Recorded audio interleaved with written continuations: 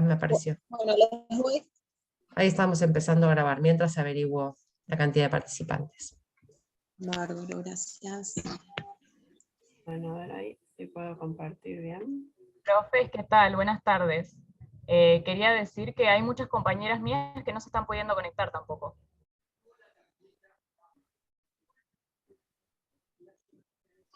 Sí, eso te cuento.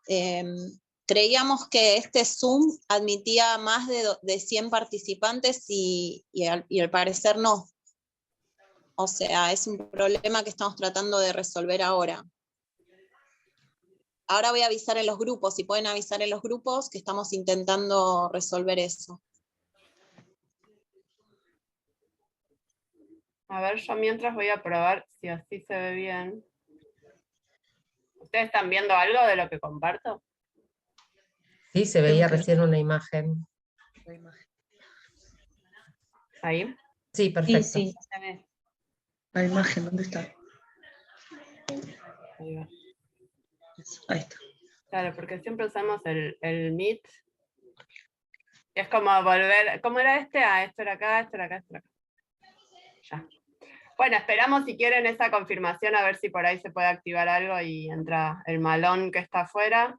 No va a ser tan sencillo tener la confirmación inmediata. Les digo, pertenece a una universidad que gentilmente me prestó esta cuenta para que pudiéramos grabar. No puedo asegurar que el secretario esté a disposición mía para responderme esto de inmediato. Así que yo daría comienzo, grabamos para garantizar que el material se está grabando en mi computadora y avanzaría. Si tengo la notificación, le podremos comentar a los compañeros, pero es muy probable que me hayan dado una cuenta, dentro de las cuentas que tiene la universidad, a lo mejor la que no tiene todas las prestaciones que uno quisiera, pero bueno, la sábana es corta, o entramos todos, o se graba, o un poco difícil. Sí, porque de fechas estábamos complicados, pero bueno, si no después vemos, nada, sobre todo si quedan dudas o comentarios o algo, hacemos un intercambio distinto, que lo vean grabado y después inventamos otra cosa, por ahí en otro horario. ¿Les parece?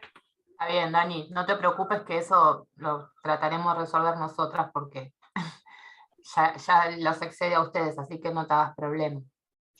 Bueno, le buscamos la vuelta. Dale. Bueno, empiezo yo. ¿Ustedes querían decir algo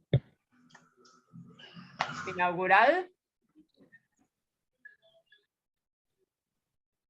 No. No, podemos decir nada más que lo que no quedó grabado, que es este encuentro con el museo, es en el marco de varios espacios curriculares del Instituto 105, que están presentes las carreras de inicial y de primaria. Ahí voy admitiendo. No, miren, a mí me pide admitir gente y estamos pasados los 100, no sé. Recién me pidió una persona más, no sé si es justo porque se cayó una. No, bueno, decir eso, que está el campo de la práctica de segundo año, que su eje es la institución y por eso la pertinencia de un poco este atravesamiento histórico desde la perspectiva de género, y la cátedra de pedagogía, básicamente, que también tiene como eje central pensar la escuela en clave pedagógico-histórica. Así que un poco la convocatoria que viene siendo sistemática con el museo suele ser para estos espacios de la formación docente vinculadas con estas cuestiones.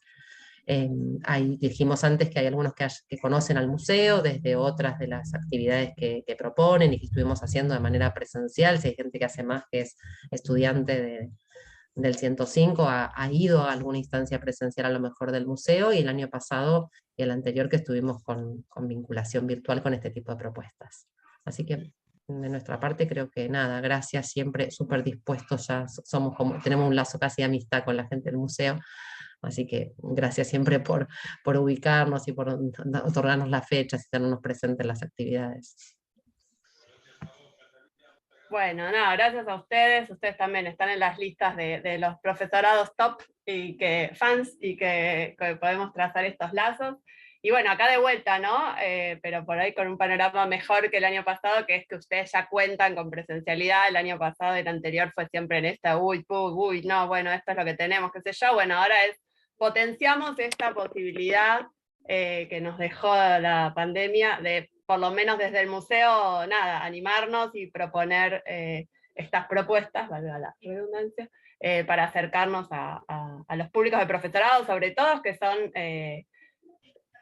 digamos, es como el público que más concurre al museo y recurre al museo, y desde nuestro lugar que nos encanta, porque nada, es esto, es acompañar las trayectorias de formación, y bueno, y además nada, abrirles el mundo de los museos en general. Nosotros somos muy específicos, o sea, trabajamos con la historia de la educación, pero bueno, el mundo de los museos es hermoso, tiene un montón de diversidad de propuestas y materiales y cosas para pensar para cuando lleguen a las aulas o a las salas, para también vincular a las infancias con el mundo de los museos, porque hay de todo para conocer y para recorrer, y a ustedes como docentes también, y para ir a pasear y para ir a conocer, es un mundo hermoso. Así que le hago el lobby a los museos y también a la educación. Bueno, por ahí nada, como contarles del museo, nuestra gran particularidad y marca de identidad es que no tenemos un espacio físico propio, ¿no? Lo cual es un tema para los museos, porque si quisieran venir a visitarnos sueltamente, como si fuera eso una posibilidad, no se puede porque no tenemos sala. Entonces tenemos una oficina donde tenemos todo el patrimonio, y después tenemos un depósito donde tenemos más patrimonio, y bueno, nada, inventamos diversos recursos y formas de poder vincular el patrimonio con quien quiera visitarlo o utilizarlo para educar también.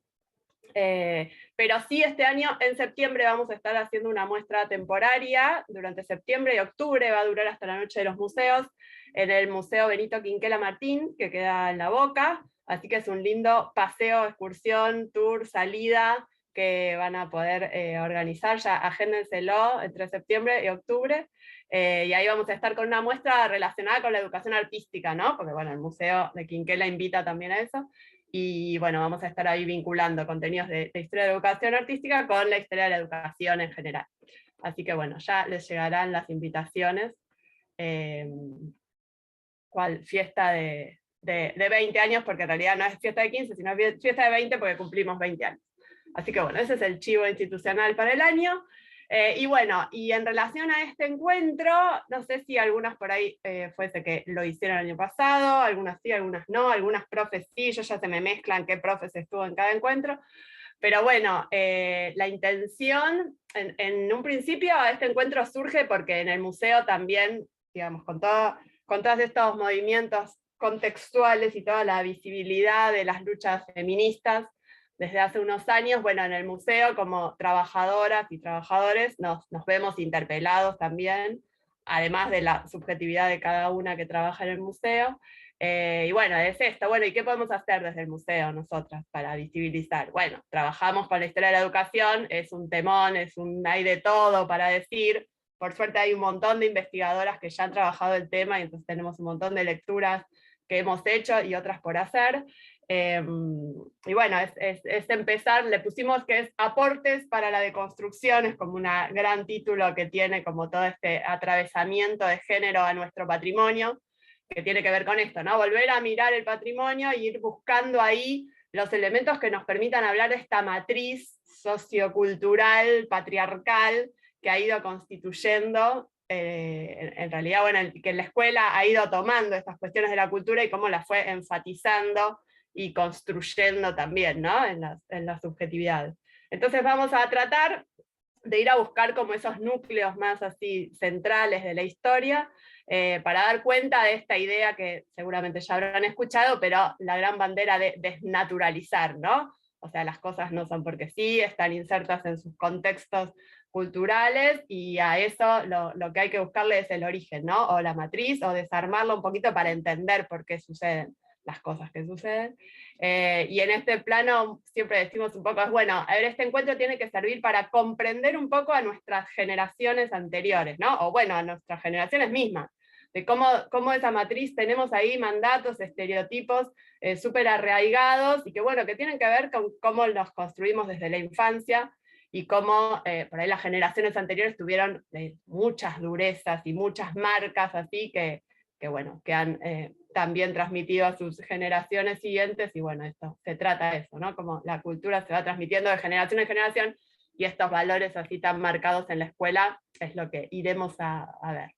Y bueno, como como propuesta, siempre el Museo de las Escuelas trabaja con las voces de sus visitantes, en este caso ustedes, así que aunque seamos un montonazo, vamos a buscar la forma de que cada uno, cada una que quiera pueda participar, ¿sí? Yo voy a ir tirando por ahí algunas preguntas, pero también nada, se les ocurre algo para decir vinculado con el tema, o si les hago alguna pregunta, se desmutean o contestan ahí por el chat y las profes me van ayudando ahí a leer y vamos a intercambiando. Pero traten de no quedarse con nada porque lo rico es cuando empezamos todo el intercambio. Y en eso también es la duración, ¿no? Eso a veces nos pasa que nos vamos de mambo en todo, pero bueno, podemos más o menos hasta las 4 están disponibles, como para que yo también me organice. ¿Era la hora fijada? Sí, así se pautó de 14 a 16, sí. Perfecto. Bueno, así que bueno, así podemos más o menos, o sea, son bastantes imágenes, pero bueno, la idea es que puedan ver todas, siempre llegamos al final medio apuras, pero bueno, intentaremos ver todas, pero igual no se queden con nada por decir, que de última todo se repone después. Bueno, y las profes también siempre lo mismo, tanto cosas que quieran contar de su propia experiencia, y cosas que estén viendo o que vayan a ver de las materias, en eso, todo lo que quieran es un aprendizaje colectivo, así que irrumpan nomás, incluso para complementar obviamente las cosas que yo digo, ¿no? Eso desde ya. Bueno, vamos a empezar por esta, vamos a pasar esta, que ya la vieron, bueno, son unas niñitas yendo a la escuela. Bueno, ni lo dije, pero obviamente que esto se inscribe en el marco de la ESI y estamos totalmente alineadas y transversalmente tratando de abordarla también, ¿no? Así que es parte, ahí está. Bueno, aquí tenemos una gran pregunta rectora de este encuentro también, que no es necesario que la respondan ahora, pero pueden tenerla ahí, e incluso hoy a la mañana pasaba que decían, bueno, llévenlas a otros lugares, convérsenlas en sus casas, pueden llevarlas por ahí, indagar. ¿Qué es esto, no? ¿Cómo aprendieron ustedes a ser varones o mujeres en la escuela?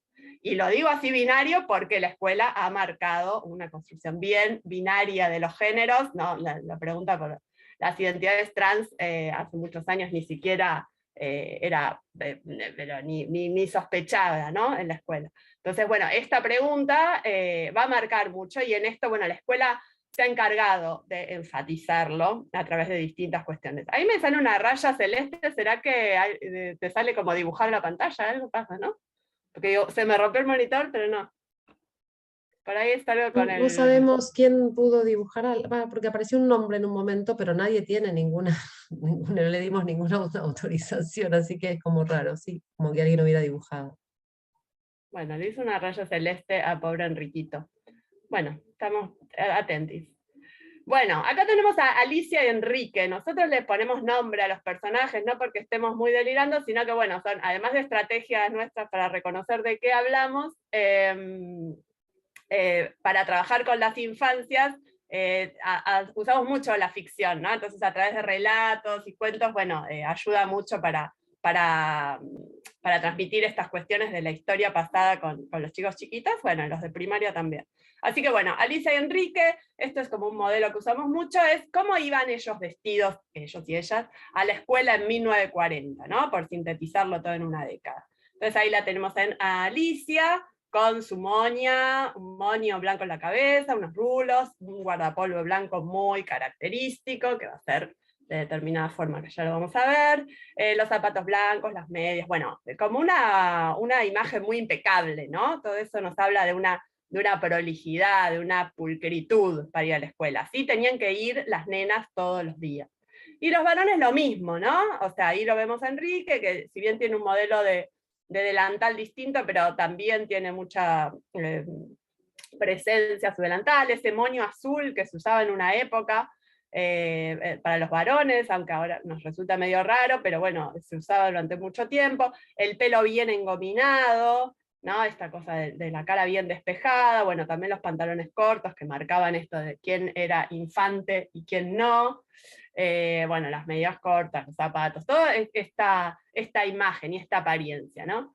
Y ahí, aunque ustedes no hayan ido en 1940, seguramente han sufrido, por decirlo así, o han atravesado ciertas reglas, ¿no? En los modos de ir a la escuela, sea en las vestimentas o en los peinados. ¿Alguno quiere compartir acá alguna de cosas que recuerde en relación a cómo se le pedía que tenía que ir vestido a la escuela? Aunque no sea 1940, ¿no?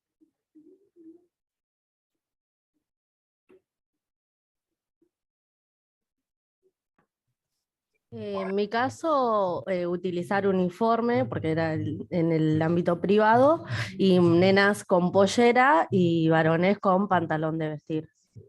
Exacto, ¿no? Sí, esto vale para todo, gestión pública, gestión privada, digamos, hay algo de una apariencia y un uniforme pedido para ir a la escuela. Bien, Micaela, sí. Ahí ya empezamos a diferenciar los géneros también, ¿no? En mi escuela las mujeres tenían que ir con el guardapolvo largo, el guardapolvo con tablas delante para las niñas. Sí, esto ahora lo vamos a ver porque es clave, ese modelo que usaban ahí las chicas. Siempre nos hablan mucho de las uñas sin pintar, el pelo recogido, nada de aros, nada de maquillaje. Creo que igual aún se sigue manteniendo eso, de todas formas, no es que deja de estar. Totalmente, es un tema, y es un tema incluso para ustedes, para las prácticas y la residencia, ¿no? A la mañana salía también ese tema, cómo igual hay reglamentaciones que también caen sobre los cuerpos docentes y que, bueno, que tienen que ver con que esa sería la pregunta, ¿no? Y cómo cada institución resuelve esos códigos de vestimenta, ¿no? Que es un súper tema. Pero sí, sigue siendo vigente. Acá vamos a ver un montón de cosas que son de la escuela y que continúan, algunas con cierta, fundamento y otras que no. Pero bueno, lo de la apariencia también tiene que ver con la identidad institucional, ¿no? Hay un montón de cuestiones que se cruzan ahí. Pero alguna, ¿se acuerda por ahí cosas muy así que les hayan marcado en relación a la vestimenta? Profe, nosotros tuvimos una clase donde el profesor explicaba de que antes sí o sí las mujeres tenían que tener guardapolvo para tapar lo que es su figura, porque no era igual el cuerpo de una mujer a la del hombre. Exactamente, Marisol. Esa es una clave total, ¿no? Si ahí la vemos a Alicia, vamos a ver que tiene un delantal que le tapa todo el cuerpo, ¿no? Graciela Morgade, que es una autora que por ahí van a leer, por ahí ya la conocen, trabajó un montonazo este tema, y ella dice, toda educación es una educación sexual, porque que nos hayan impuesto, nos hayan pedido que el cuerpo tenía que ir totalmente tapado, tenía que ver con un pudor y tenía que ver con justamente transmitir unos valores donde el cuerpo no podía mostrarse para nada, ¿no? Ocultarse.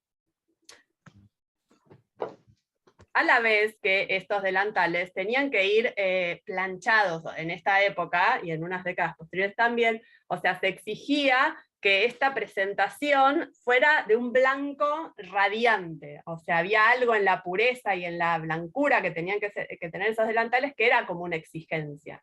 Y a la vez había un producto, que el almidón, se utilizaba para planchar estos delantales y que quedaran bien duros, ¿sí? Los relatos nos hablan acá de que se iba a la escuela como acartonado, o sea, había una sensación de ese delantal estaba tan duro para que quede bien planchado y no se arrugara, que era como un cartón.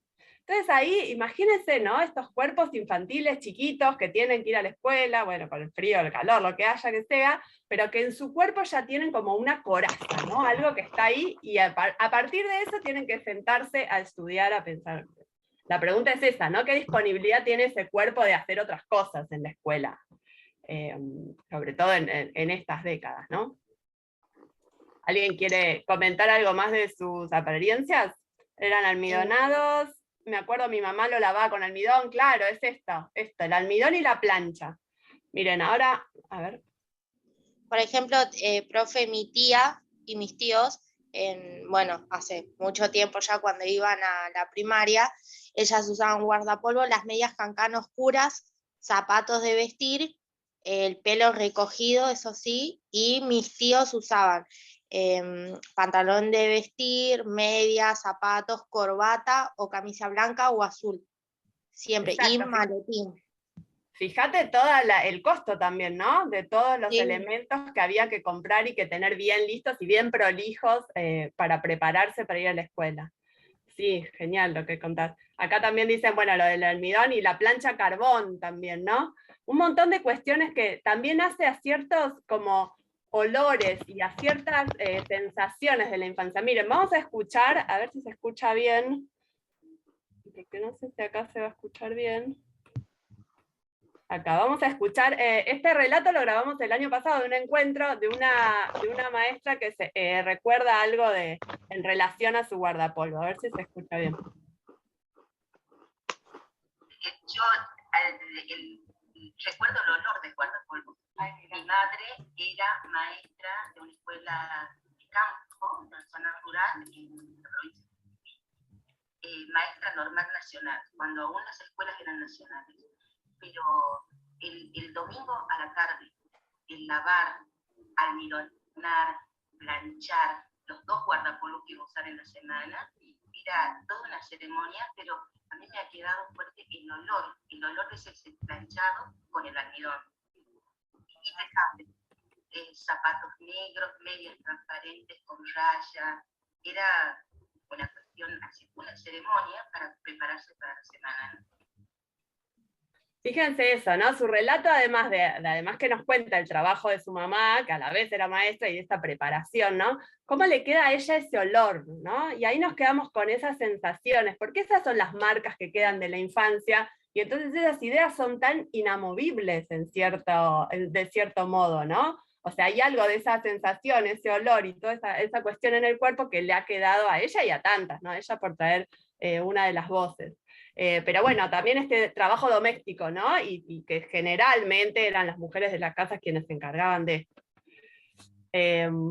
Bueno, y adentrándonos un poquito en esto del delantal, y sobre todo el delantal de las nenas, porque acá, bueno, en esta foto es también de más o menos esa década de fines de 1949, acá viene la pregunta de por qué el guardapolvo en la escuela pública es de color blanco.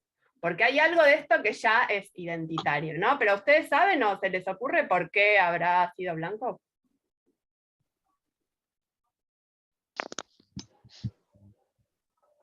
Sí, Marisol. Yo pregunto, pero porque no veo muchas caritas, entonces no sé si hay. Ahí por el chat están poniendo refleja la higiene, pusieron en el chat. Bien. La pureza, lo bueno, Eso. lo limpio, lo... Para que se note que está limpio el color, claro, porque ante cualquier cuestión enseguida iba a mancharse, tal cual. ¿Puede ser que sea para que todos estén iguales? Sí, hay toda una intención que tiene que ver con eso, Luján, que tiene que ver ahí con el contexto histórico, ¿no? Vamos a armar un poquito solo eso, la escena para pensarla. Nosotros estamos, por ahí ya escucharon mucho, la ley 1420 en 1884, va a ser una ley muy importante para el sistema educativo, sobre todo porque va a marcar que la escuela va a ser obligatoria, pero en lugar de que va a ser un derecho, que la escuela va a ser gratuita, que el Estado se va a hacer cargo de la escuela. Entonces un montón de infancias, además de las olas inmigratorias que empezaban a llegar al país, empieza un proceso donde estas instituciones educativas empiezan a llenarse, ¿no? Poblarse de niñas y niños que vienen de distintos lugares y empiezan, bueno, tienen que ir a la escuela porque es obligatoria y además es un derecho y se empieza como a ejercer desde ese lugar de ciudadanía, ¿no? Entonces, bueno, había algo que pasaba porque había un valor muy fuerte de transmitir, que era esto de la igualdad, ¿no? Todos y todas tienen derecho a la educación y tienen que ir porque es obligatorio. Entonces, en este marco de la igualdad, primero empieza a salir desde los mismos docentes la necesidad de encontrar algo que iguale.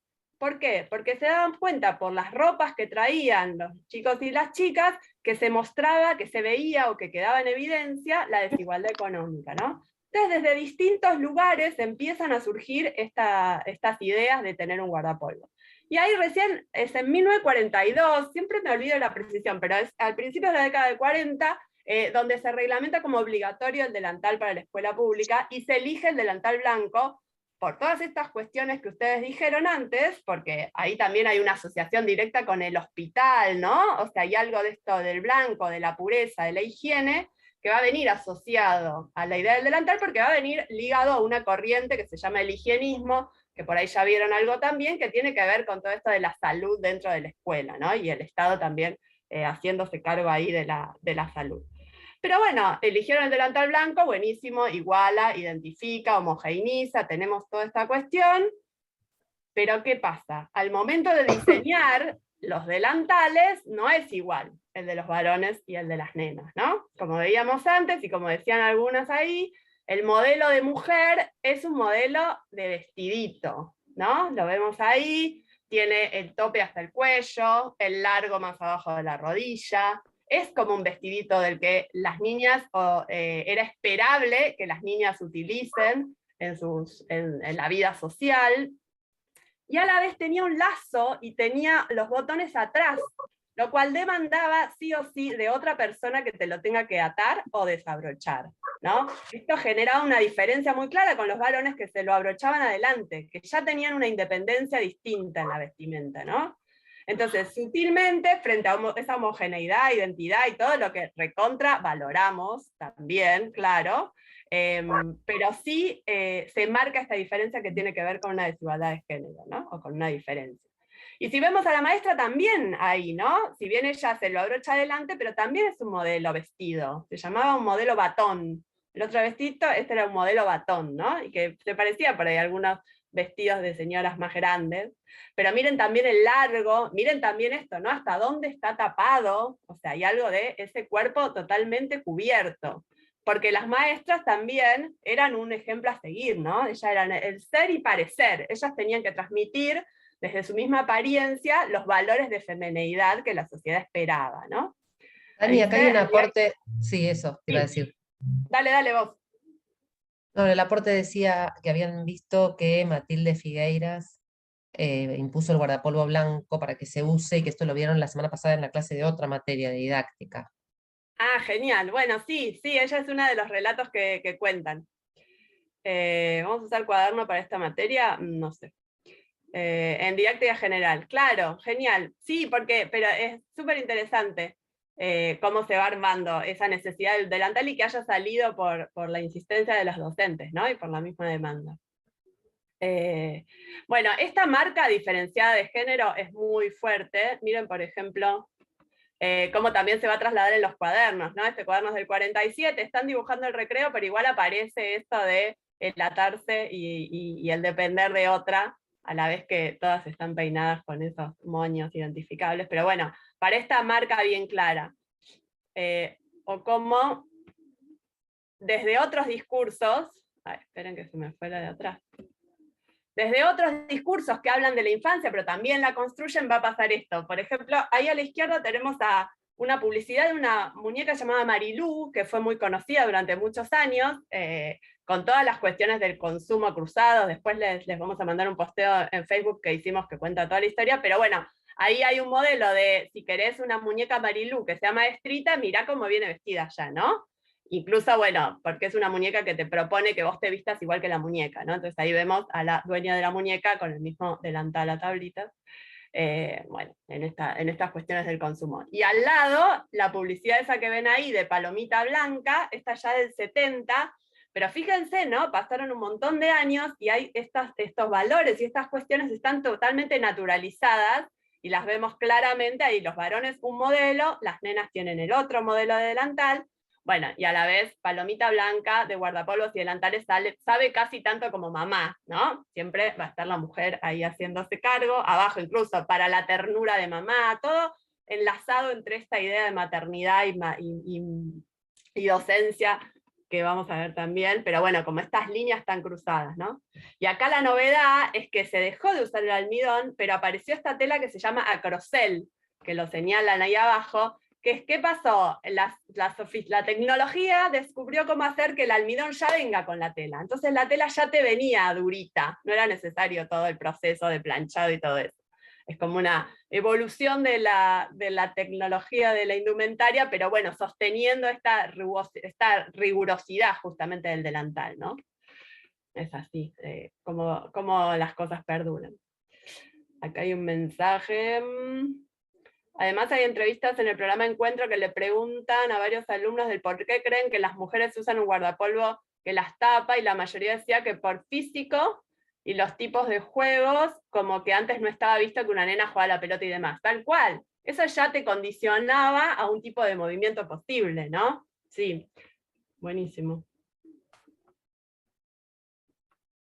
Bueno, y siguiendo con la línea de los delantales, vamos a entrar al jardín de infantes, y no sé si sabían que antes de los 60, en el jardín también se iba con delantal blanco, y entonces el mismo modelo que se llevaba para primaria se reproducía desde el jardín.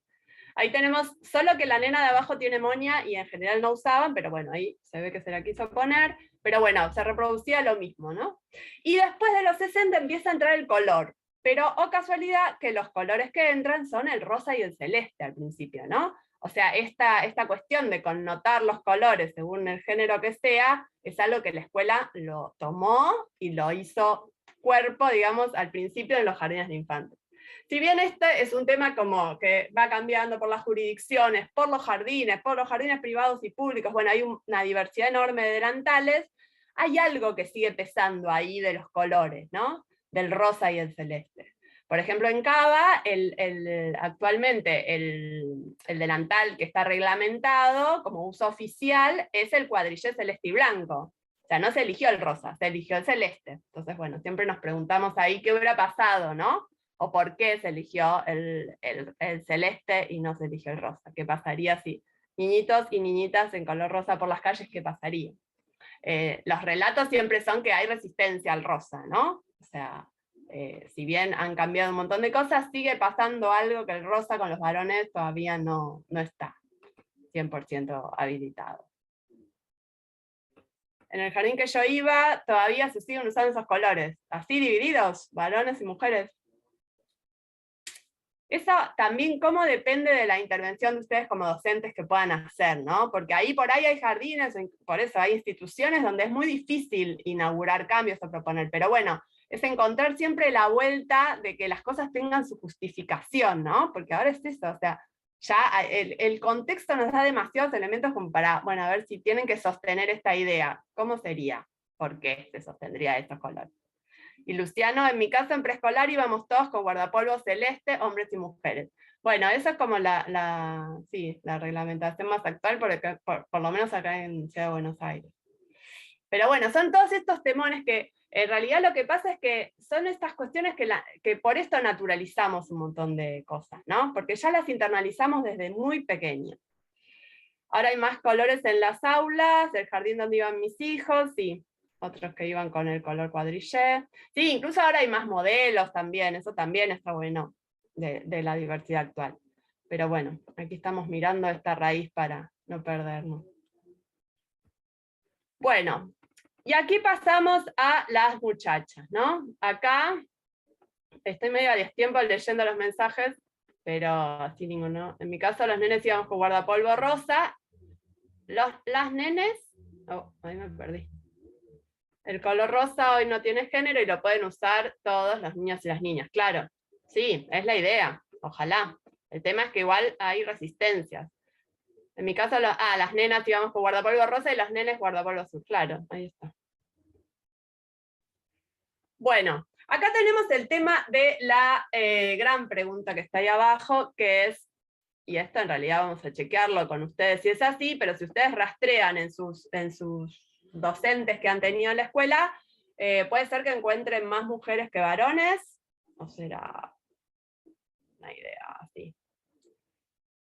Ahí nosotros ponemos esa pregunta porque aseguramos de algún modo de que la mayoría de docentes son mujeres, ¿no? Hay algo que pasa con esta profesión que, aunque en sus orígenes tiene una explicación más histórica, actualmente se sigue reproduciendo lo mismo, ¿no? Si bien, y acá hoy por suerte tenemos varones también, porque en general estos encuentros somos todas mujeres, o sea, pasa algo con que la identidad femenina sigue eligiendo también las carreras docentes, ¿no? No sé cómo viene ahí la repartija en la matrícula, pero es un tema que sigue totalmente vigente. Se decía antes que las mujeres tenían más paciencia que los hombres, hoy bajás y hay 3 lugares, hay bajas y hay 3 lugares para sumarse. Esto es por Esa el soy chat. yo, Dani, avisando, porque va pasando que se cae gente y ahora hay lugar, entonces para que avisen, se pueden sumar. Claro. Los que se quedaron haciendo la cola. Bueno, a ver, acá dice, por los bajos salarios que existían, por ese sentido de la maternidad asociada a la docencia, tal cual. En mi curso soy el único varón, Luciano. Bueno, vamos a ayudar, a acompañarte a que resistas y te quedes. Te traba mucho el audio. Eso no sé, por ahí es de la conexión. Si les pasa a muchos, No. muchas, me avisan. Dani, a lo mejor es de las personas que escribieron porque se estaría escuchando bien, ¿eh? A lo mejor es de la conexión de quienes están escuchando. Se te escucha Puede bien. ser. Pues lo subtitulamos. Tendría que estar eso automático. Bueno, no. Sarmiento trajo maestras mujeres por un lado porque era más barato el pago y también porque como era domesticar, la primera idea de ellas las asociaba con las madres. Sí, Sarmiento ahí poniendo su cuota. Porque se creía que las mujeres eran más pacientes con las niñeces acompañando del ideal de madre. Se entrecorta, igual tengo compañeras excelentes que me hacen sentir cómodo. Muy bien por las chicas que hacen sentir cómodo. Si se escucha bien, hubo una época que solo las mujeres podían ser maestras. No sé si solo las mujeres, era una cuestión de que quienes elegían. Sí pasaba que las docentes, que los varones que estudiaban los magisterios no estaban mucho tiempo en las aulas, o enseguida encontraban un cargo directivo o se transformaban en profesores de algunas materias. A ver, hay un montón de mensajes. Porque creían que era la mayor herramienta para educar a los niños. Era más fácil pagarle menos a la mujer, los hombres tenían que mantener a sus familias y no podían mantener con un sueldo bajo mal pago. Era más fácil pagarle menos a la mujer, los hombres tenían que mantener a sus familias y no podían porque era un sueldo bajo, los hombres no lo elegían. Bien. En el jardín de mi hija hay un maestro, justo está en otra sala, el otro día en el acto me pasó algo muy particular de escuchar que las madres estaban quejándose de él y que lo único que podían enseñarle a sus hijos era ser gays. Bueno, estas ideas, ¿no? Con estas ideas se van a topar un montón.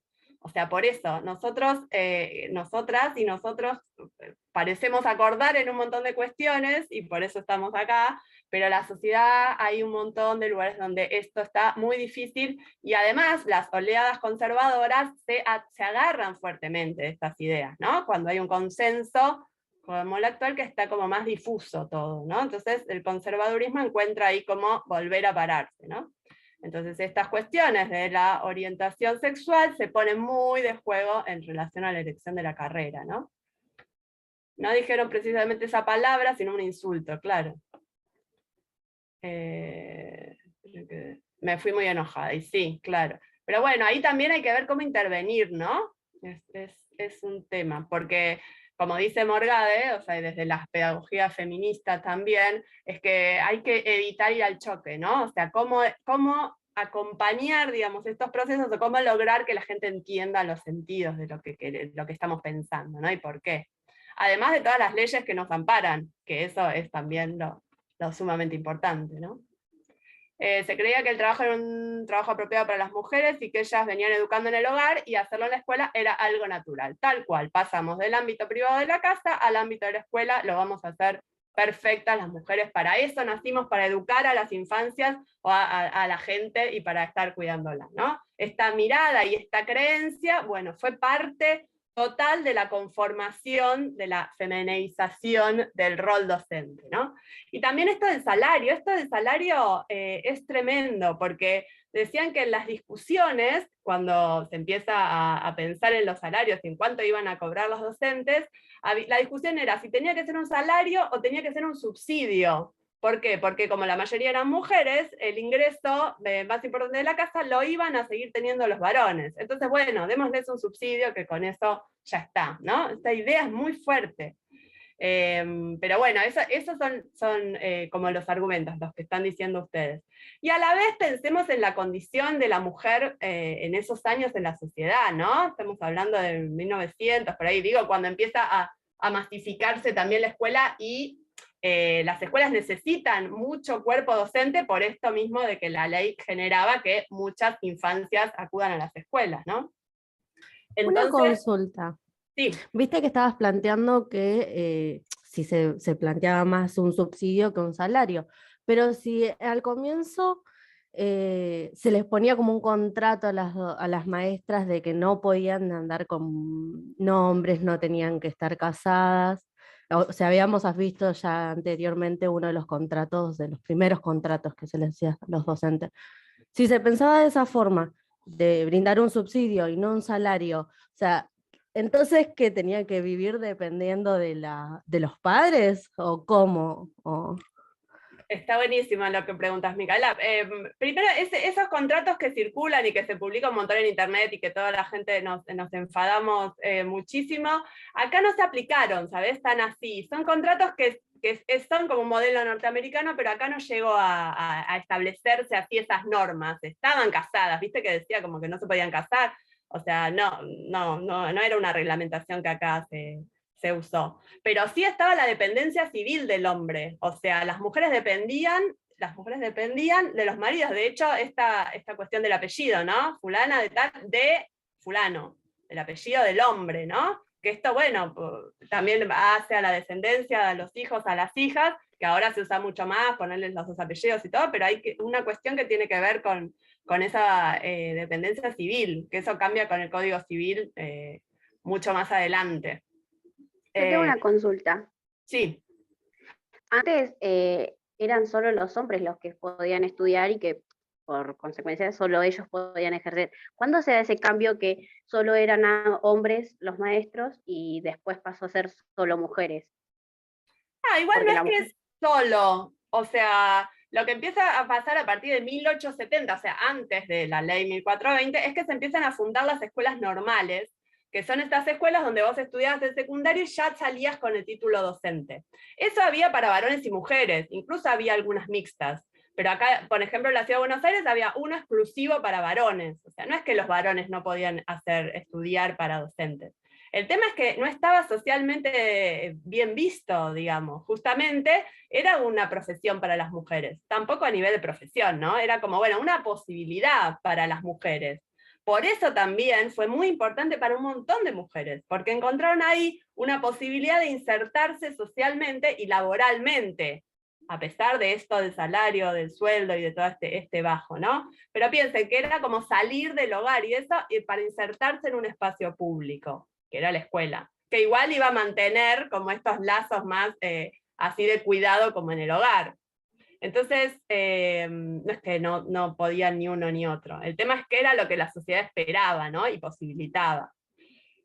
No sé si saldé tu duda por ahí. Pero por eso lo traigo al presente, ¿no? Porque sigue pasando eso. ¿Qué pasa a un varón que quiere ser maestro jardinero? Esto que nos contaban, ¿no? ¿Qué pasa con el entorno? Las mismas madres ahí preocupadas, si va a ser gay, qué capacidad tiene. Bueno, incluso igual ahí peor, ¿no? Porque es como si se está juzgando solamente cuál es su orientación sexual, porque no están cuestionando si enseña bien, si no, si juega, si tiene posibilidades, cómo se lleva con los chicos, con las chicas. Se pone en juego enseguida como esta mirada bien conservadora, ¿no? Es muy fuerte. Y por eso, o sea, ¿cómo repercute? ¿Por qué las matrículas de los profesorados de inicial siguen siendo tan pocos varones? O sea, hay algo de eso que continúa muy fuerte. Y vemos un montón de varones que tienen recontra, por ahí buen vínculo, ganas, posibilidades, y serían excelentes docentes de nivel inicial, pero hay algo que ahí los traba, ¿no? Bueno, es este contexto que está sumamente duro en un montón de lugares. A ver acá qué más dice. Bueno, eso es lo que venían diciendo ahí. El otro día escuché ese comentario. Buenas tardes. Buenas tardes.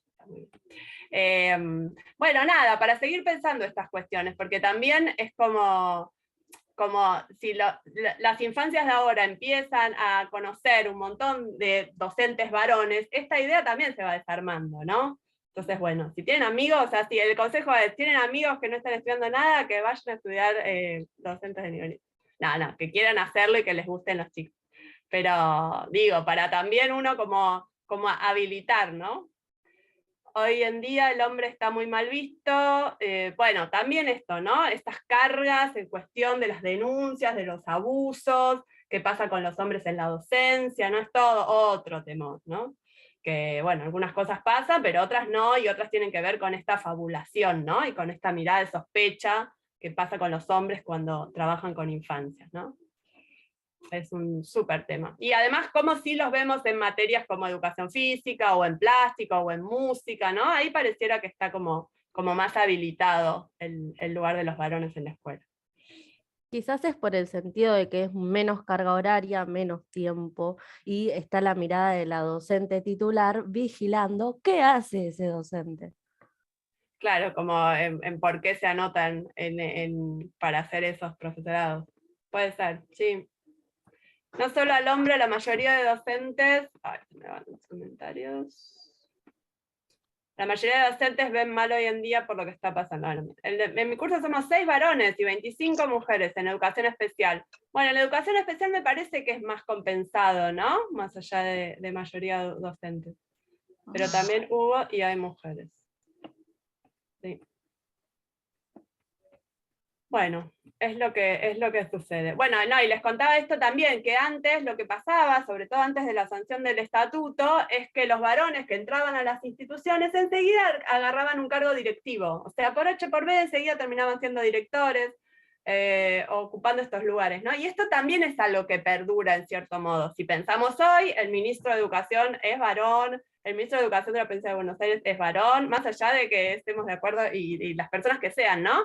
Pero hay algo de esas jerarquías que las terminan ocupando los varones. Y acá dicen algo más. Creo que va a ser muy difícil poder modificar en la sociedad esa mirada hacia el sexo masculino. Hay costumbres, modos de ver y de pensar que vienen arrastrando costumbres pasadas. Sí, por suerte las nuevas generaciones están viendo otras cosas. Bueno, ojalá que vean. Sin ir más lejos, en el profesorado al menos yo solo tengo 2 profesores varones. Sí, porque esto en el profesorado se va a transmitir lo mismo. En las otras materias, mujeres. Los hombres ocupan los lugares de conducción, tal cual, esto que decíamos, ¿no?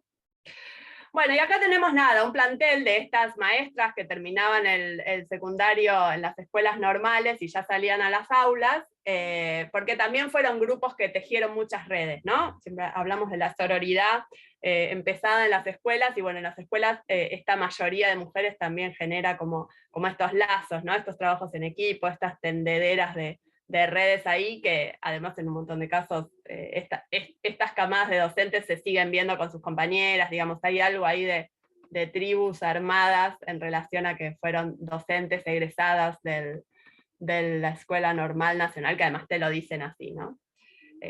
Ahí para pensar también esa diferencia, ¿no? Ustedes están haciendo 4 años de carrera, ven lo difícil, lo complejo que es trabajar con infancias, todo lo que necesitan prepararse. Bueno, en otras épocas se salía del secundario y al aula directa, ¿no? La diferencia también. La diferencia también para cómo remodelar o reconfigurar la educación que ellas trajeron, ¿no? Que es la que estamos viendo justamente ahora. ¿Por qué no me avanza? Ahí está. Bueno, y yendo un poquito a las aulas, vamos a ver esto, porque tiene que ver con relación a los cuerpos en la escuela, ¿no? Ahí con las líneas de colores que nos acompañan, pero bueno, acá por ahí esto ya lo vieron en diversas materias, estos modelos pedagógicos, ¿no? De uno sentado atrás del otro, el docente adelante, transmitiendo cuál es el saber válido. Pero esta disposición en el aula, si los vemos desde el lado museo, que es de donde vengo yo, en los pupitres, si miramos solamente el pupitre, es lo que nos permite analizar esto, ¿no? Cómo la materialidad de este objeto y de este mobiliario va a permitir o no permitir el movimiento en el aula, ¿no? Si ven ahí esos que están en la foto grande, incluso venían en una hilera, o sea, uno atrás del otro ya armados en una hilera que tiene esa barra debajo, e incluso en algunas aulas se atornillaban al piso, ¿no?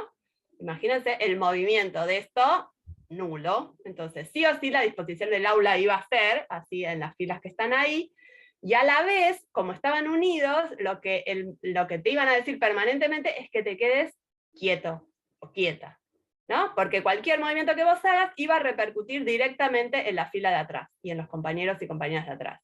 Entonces, todo este mandato era fuertemente determinado por el mismo pupitre, ¿no? Además pensemos que eran esos cuerpos de los que venimos hablando, que venían ya acartonados con el delantal, con todas las prendas estas, con toda la vestimenta que veníamos diciendo. O sea, cuerpos dispuestos y disponibles para el aprendizaje, difícil, ¿no?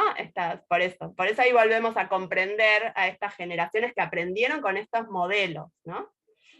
Incluso ahí abajo vemos en la flechita rosa, no sé si lo llegan a ver, que hay un agujero que estaba a la derecha, porque estos pupitres eran de la época que se escribía con tinta y con tintero, ¿sí? Ahí se ponía un tintero de porcelana, se ponía la tinta, y los niños y las niñas escribían.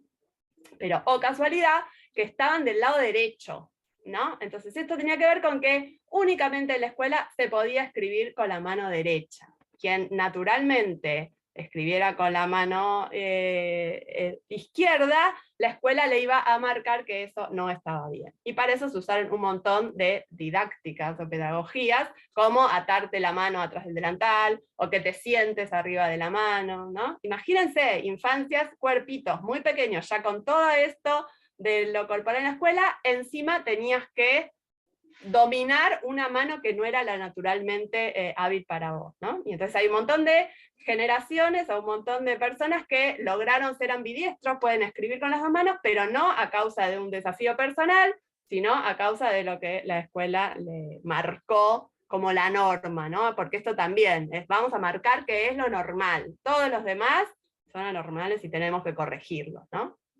Y lo mismo el tamaño de los pupitres, eso también nos habla de cuál es el cuerpo esperable, ¿no? Es un tamaño igual, más o menos, o sea, venían como en 4 tamaños para los diferentes grados, más o menos se armaba como un estimativo, pero bueno, el de primer grado más o menos tenía que entrar ahí. Si era más ancho, si era más largo, si era más corto, bueno, no sé. O sea, el modelo a seguir era este, ¿no?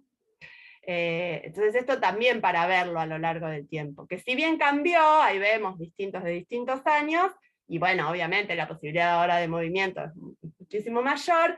No sé qué les pasa a ustedes cuando visitan las aulas, pero hay algo de este modelo que perdura, ¿no?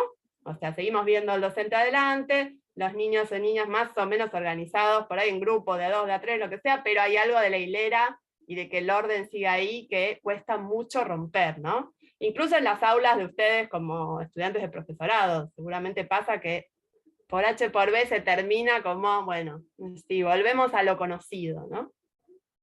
Y que bueno, son estas cuestiones también a ver cómo se siguen arrastrando. También en el edificio, perdón si me salteo porque cuando los veo hay muchos. Mi mamá me contaba, sin ir más lejos, que en su época les ponían orejas de burro. Sí, bueno, de estas también, ¿no? Hay particularidades de anécdotas así tremendas que no podés creer esto, que le pongan orejas de burro. O sea, un docente que vaya y le ponga a alguien que no está pudiendo entender algo, oreja de burro. O sea, y le ponían en el rincón cuando hacían la tarea, tal cual, ¿no? Te ponen de florero en el rincón mirando a la pared. O sea, cosas por eso. Pero ahí pensemos, además de esos docentes que no han tenido mucho profesorado encima, en qué les quedó de registro a esas infancias, ¿no? Y que si llegaron a ser docentes, hay algo de eso que pueden haber repetido sin cuestionarlo. En la mirada crítica que hay que ponerse permanente. También el edificio, la luz, tal cual, esto entraba por el lado izquierdo para que pudieran escribir con la mano derecha, tal cual, todo un diseño edilicio para esto, ¿no? Las ventanas enormes también por eso, esto es el higienismo, ¿no? Diciendo cómo es que tenían que entrar todo para que todo resulte lo más prolijamente visible, ¿no? También que les pegaban en las reglas o punteros, sí, esto para la mano izquierda, eso terrible, lo usaban en forma de castigo, le contaba a mi papá, fíjense, que no son generaciones tan pasadas, no estamos hablando de sus tatarabuelos, estamos hablando de sus mamás, de sus papás, ¿no? Es complicado cambiar las visiones, lamentablemente estamos en una sociedad que mantiene las costumbres y no se rompe con lo tradicional. Había maestras que te pegaban con la regla larga de madera en la época de mi abuela, sí, tal cual. A mi papá lo hacían arrodillar en maíz, sí, esto también nos han contado un montón. O sea, por eso a mi papá, no creo que seas muy grande, Noelia. A mi mamá le olían el pelo en la escuela de monjas, ¿no? Bueno, la educación religiosa es otro temón, y en pos de, bueno, los valores religiosos se hicieron distintas acciones. Con el tema de los pupitres era para que no trabajaran en conjunto y tenían que hacer todo con un trabajo de individualismo. Sí, esto también, ¿no? La dinámica de trabajar en grupo costó un montonazo que ingrese a las aulas. Pero bueno, esperen, no vean todo tan negativo y miren acá. Misma época, pupitres distintos. Ella es Julia Crespo, es una docente que venía imbuida con las ideas de la escuela nueva, que fue una idea que fue toda una pedagogía que intentó cuestionar y cuestionó, digamos, de todas estas cuestiones que estamos viendo, Y entonces ella se animó a diseñar estos pupitres que ven que eran de A3, pero si los juntabas se podían hacer de A6. Ven que ahí atrás hay unos grupitos juntados. Bueno, los diseñó, los patentó, logró hacerlos para su aula, por lo menos. Bueno, no prosperó, ¿no? No es el modelo que vemos ahora, pero no importa. Nos habla de esto, de siempre en la historia hay personas y grupos y grupalidades que intentan hacer cosas distintas, ¿no? Y modificar lo establecido. Entonces, bueno, nunca tampoco perder de vista eso, ¿no? Porque además en esta época un montón de docentes mujeres también lograron unirse, juntarse, todo el movimiento sufragista, o sea que peleaba, pensemos, ¿no? Hasta esa época las mujeres no votaban. En 1951 recién sale la ley del voto femenino, o sea, estamos en una época que la desigualdad con las mujeres era enorme. Nosotros ahora pensar que las mujeres no podían votar o ni hablar de candidatearse a algo, ¿no? Ahora lo vemos muy distinto, pero por eso, en ese contexto, bueno, la escuela también reunió un montón de feministas y sufragistas, que era el movimiento por lograr el voto, que en la escuela también pudieron juntarse, ¿no? Así que, una luz por ello. Recién se pudo conectar, no hay problema. Así que Julia Crespo es ahí uno de nuestros personajes representativos de todas estas mujeres que plantearon otra cosa. Bueno, acá tenemos clase de educación física, ¿no? Otro ámbito donde se había que dividir. Acá tenemos la clase ideal, no sé quién, acá la pregunta es al revés, ¿quién tuvo clase mixta, no? Por ahí, igual la mayoría de ustedes han tenido la clase mixta, pero durante muchísimos años, varones por un lado, mujeres por el otro, y si llegaban a estar juntos, los deportes o actividades se separaban. Y porque las mujeres tienen que ser más delicaditas, entonces les damos por ahí fútbol, fútbol justamente no, handball o vóley, o coreografías, o cosas, o danza estas con cinta, ¿no? Y los varones, bueno, más ligados a todos los valores de la masculinidad, ¿no? La destreza, la fuerza, la competencia, el físico, el físico bien formado. Ahí vemos justo cómo lo ilustran en un cuaderno, ¿no? Tenían que dibujar el cuerpo humano y es ese cuerpo ahí bien ligado a lo deportivo, a un cuerpo muy forjado, ¿no? Antes te hacían, en la escuela antes te hacían así, en mi escuela estaban separados, hasta el día de hoy sigue siendo así, siguen subestimando la fuerza y agilidad de las mujeres. Yo hace 2 años nos tocó hacer mixto, pero está en los varones que cuando jugábamos por juego no nos incluían mucho a nosotros por el mismo tema, tal cual, ¿no? ¿Qué pasa? O sea, son los mandatos que la escuela da, y cómo en los grupos repercute esto y se reproduce, ¿no? Porque entonces, bueno, los mismos varones son los que sostienen ahí, ¿no? Nos vigilaban hasta cuando íbamos al baño, en ningún momento nos dejaban estar juntos, ¿no? O sea, como toda esta visión de qué pasaría si se comparte el espacio de educación física. Y ahí siempre pensamos qué le pasaba, por ejemplo, a los varones que no les gustaba jugar al fútbol, ¿no? O sea, tenían que igual, bueno, padecer, ¿no? a esa misma instancia por hacer parte de algo, ¿no? Y que entonces muchas veces son los grupos los que condicionan lo que podés hacer y lo que no. No sé, Diana, si querías hablar que... ¿No? Ah, bueno. Porque veo algunitas nomás que cuando se desmutean trato ahí. Cuando yo iba, las mujeres teníamos que jugar al vóley y los hombres al fútbol, y si alguna nena quería jugar, era marimacho, ¿no? Esta palabra, el marimacho total de quienes les gustaba el fútbol. La educación física preparaba a las niñas para ser madres y a los niños para ser trabajadores fuertes, tal cual, ¿no? El vigor, la fortaleza. A mí también en primaria era mixta, pero en secundaria nos separaban, ¿no? Esto también, estas marcas, ¿no? De la secundaria, como ya, claro, te direcciona en función de cómo te tenés que formar. Sí, hay un montón de relatos. Incluso, bueno, que los profesorados están divididos, ¿no? Ahora tienen muchas más materias en común, pero el profesorado de educación física está dividido entre varones y mujeres, ¿no? Entonces, bueno, esto es una cuestión de arrastre. Pero bueno, ahí tenemos a las niñitas en educación física. Y aquí tenemos unas imágenes que, para hablar un poco más de esto del higienismo, estas son de 1930, son bastante antiguas, pero bueno, son momentos donde el consultorio escolar, el consultorio médico estaba en la escuela. No en todas las escuelas, pero había determinadas escuelas que tenían su consultorio. Y esto para un montón de familias era muy importante, ¿no? Porque el Estado haciéndose cargo de la educación y de la salud, ¿no? Facilitaba un montón esto también. Pero bueno, había una cuestión de la infancia que por eso ponemos esa pregunta ahí, de qué le sugieren estas imágenes, porque no sé, no voy a responder por ustedes, pero qué pasa, ¿no?, con esos cuerpos ahí, donde además los roles, ¿no?, de los adultos, los varones son los médicos y las mujeres son las enfermeras, las cuidadoras, ¿no? Se reproduce esto también ahí. Esperen que acá están respondiendo. Antes en algunas escuelas se les hablaba solo a las mujeres del cuidado sexual, sí, ahora lo vamos a ver, y a los hombres no, porque se suponía que al ser mujer tenías que saber sobre el embarazo, tal cual, sí. En el colegio de mi primo, el baño ya es unisex, muy bien.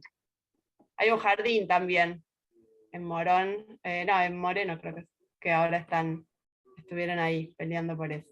Las escuelas técnicas, este es un temón. Lo de las escuelas técnicas es otro temón en la cuestión de género, porque justamente la matrícula sigue siendo mayoritariamente masculina, y ahí si indagamos es qué les pasa a las mujeres, cuán bienvenidas son las mujeres, ¿no? Cuánto esas instituciones trabajan y quieren a las mujeres haciendo carreras técnicas, ¿no?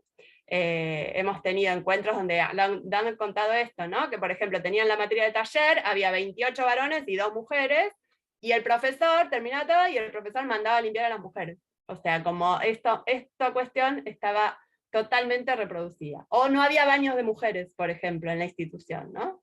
Entonces, bueno, ¿cómo la escuela aloja? Bueno, son cuestiones a recontra seguir ahí mirando. ¡Ay, se me pasan los mensajes! Era una cuestión de los cuerpos normales y anormales. Por ejemplo, si medías X, tenías que pesar X, y si no eras anormal, sí, tal cual, estas normas, así.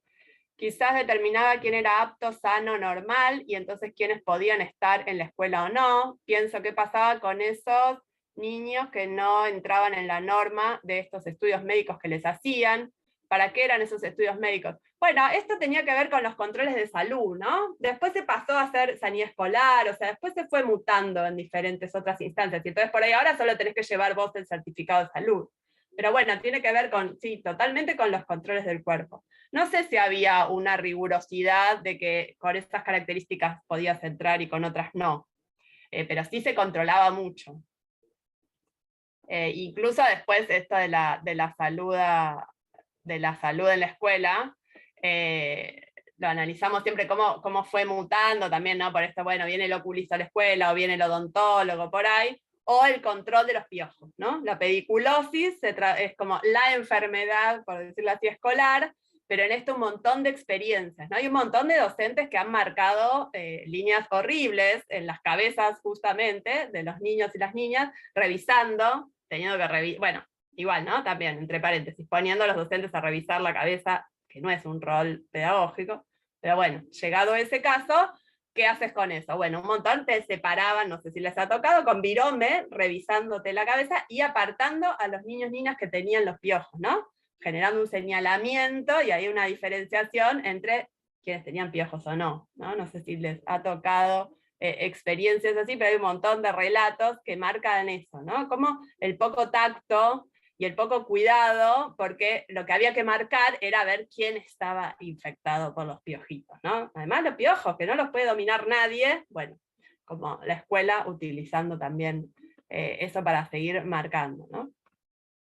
Acá tenemos una coordinadora de una escuela técnica, y por suerte había muchas chicas cursando en el colegio. Buenísimo, Marisol. Cuando aparecen esos casos me encanta, porque ven, es eso, bueno, todo es así, pero de repente aparece otra cosa. Sí, nos revisaban adelante de todos, cuenta Noelia. Bueno, eso también, ¿no? Esa exposición, o sea, cuestiones que la ESI justamente nos va a mostrar desde dónde hay que pararse, y no marcar justamente a nadie. Bueno, los piojos fueron una gran excusa para hacer cosas que no estuvieron muy buenas. Bueno, y todo esto mismo se va a reflejar en el boletín, ¿no? Entonces en el museo tenemos un montonazo de boletines y nos sirve un montón para leer estas cosas, ¿no? Entonces todo esto de la prolijidad, de la aplicación, bueno, de la conducta, y todo esto va a aparecer en los boletines porque hay que calificarlo, ¿no? Entonces acá se muestra cómo está esta intención ya desde la escuela marcándolo, en función de que hay que completarlo con una nota, ¿no? Y otra cuestión que vemos en los boletines, como un detalle, ¿no? Cómo se marca la autoridad, ¿no? Porque la firma que se pide siempre es la del padre, aunque la madre se hiciera responsable de las tareas del hogar, pero la firma que avala es la del padre. El que firma es el maestro, o sea, dice ahí firma del maestro cuando los planteles docentes eran mayoría mujeres. Bueno, esto es el uso del lenguaje, ¿no? Y cómo construye ahí también los lugares de autoridad. Bueno, y acá cuentan más cosas de la escuela. Pero bueno, los boletines como esa marca, ¿no? Y lo mismo estas otras cuestiones que no están reglamentadas en ningún lado, como son las filas, ¿no? No sé si se acuerdan, las filas en la escuela generalmente están divididas entre varones y mujeres, ¿no? Entonces nada, buscamos reglamentaciones en todos lados, no encontramos ningún lado donde diga por qué, ni que tuviera que ser así, pero estas son esas prácticas que la escuela hace y sigue reproduciendo sin cuestionarlas, ¿no? Nosotros, que nuestra oficina está dentro de una escuela enorme, cuando bajamos y estamos justo en los horarios de salida, vemos un montón de esto, ¿no? La fila se sostiene así, porque bueno, resuelve, es más ordenado, es más práctico, pero ¿quién obliga a que tenga que ser dividida por género, ¿no? Y acá los relatos de las identidades trans, cuando cuentan travestis y trans grandes hoy, adultos o adultas, que hoy cuenta cómo fue su infancia, hablan de esto, ¿no? La fila como una marca muy fuerte, porque era la gran chicharra que decía, yo quiero estar en la otra fila. O sea, estoy acá en la fila de varones, pero yo soy una nena, o me siento una nena, o quiero estar en la fila de las nenas, ¿no? Entonces esto, bueno, también marcándonos ahí el binarismo. Bueno, estoy hablando mucho, me dicen, ¿eh? Vale interrumpirme y decirme que me calle o hable más lento. O la fila de menor a mayor. ¿Alguien decía algo? No, venimos bien, Dani, venimos bien. Hay bueno. mucha interacción, por suerte, como somos muchos y muchas, Sí, se da un mucho montón. por el chat, pero se da mucho por el chat, entonces eso hace que sea un poco más organizado, así que nos agradecemos que sea así de ordenado. Muy bien. Pero bueno, claramente Y alguien esto se puede grabar, se pueden exportar después los comentarios y también quedan. Sí, exactamente, gracias. Sí, tal cual, lo del orden de las filas, además por la contextura física, ¿no? De menor a mayor, eso también un clásico, que tiene que ver con la disciplina, ¿no? Porque ordeno de menor a mayor, me pongo atrás y veo a todos y a todas, y controlo claramente la disciplina del patio, del lugar donde esté. Bueno, vamos a pasar un poquito a los contenidos, porque este es otro clásico de ayer y de hoy, de qué pasaba con lo que se enseñaba en las aulas, ¿no? Y sobre todo con esto, como dice el arroz con leche, que sepa coser, que sepa bordar, ¿no? Una frase que ha quedado ahí marcada a fuego. Por suerte quería también una mujer que sepa abrir la puerta para ir a jugar, pero bueno, la ponemos en contexto. Pero bueno, esta imagen, o esta cuestión de los contenidos, tiene que ver con que durante muchos años hubo una materia que se dividía en los géneros, por género. Se llamaba trabajo manual. Lo de los nombres, olvídense porque esto va cambiando por jurisdicciones, por años, por lo que sea, pero lo importante es saber que a los varones se les enseñaban cuestiones ligadas a los oficios. Ahí abajo vemos dos imágenes, por ejemplo, que están haciendo banquitos de madera, que era un clásico total, pero también hacían cartucheras, prendas, cosas para usar en las casas, mesitas, bueno, el banquito. Ahí en la foto al lado están haciendo escobas. Bueno, todo lo que tuviera que ver con una preparación para el oficio, ¿no? Y a las mujeres la materia se llamaba labores, y principalmente, sobre todo en primer ciclo, del primero a tercer grado más o menos, la enseñanza de la costura, ¿no? Si leemos ahí también qué se pedía, o sea, todo lo que había que llevar tenía que ver relacionado con la costura. Y muchas mujeres han aprendido a coser muy bien en la escuela, ¿no? O sea, porque era una maestra, era una materia que tenía mucha carga horaria además, y bueno, eran horas y horas dedicadas a la enseñanza de esta labor que las mujeres en realidad las estaba preparando para el futuro, un futuro dentro de la casa, ¿no?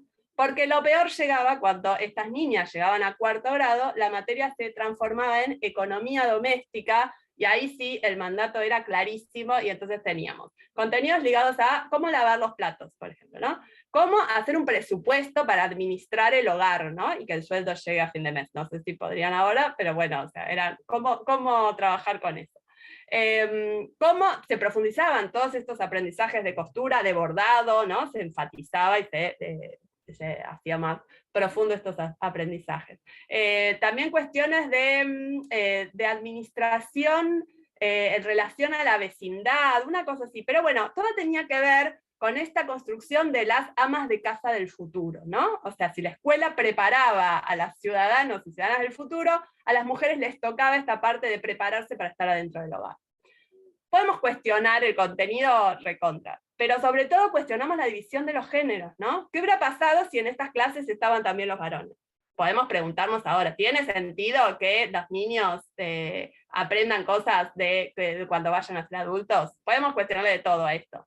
Pero en lo concreto, esta mirada, ¿no? Donde totalmente dejaba legitimada que las amas de casa iban a ser las mujeres, y que los varones no tenían que ocuparse de nada de esto, ¿no? Bueno, ahí la escuela marcando claramente esto con los aprendizajes.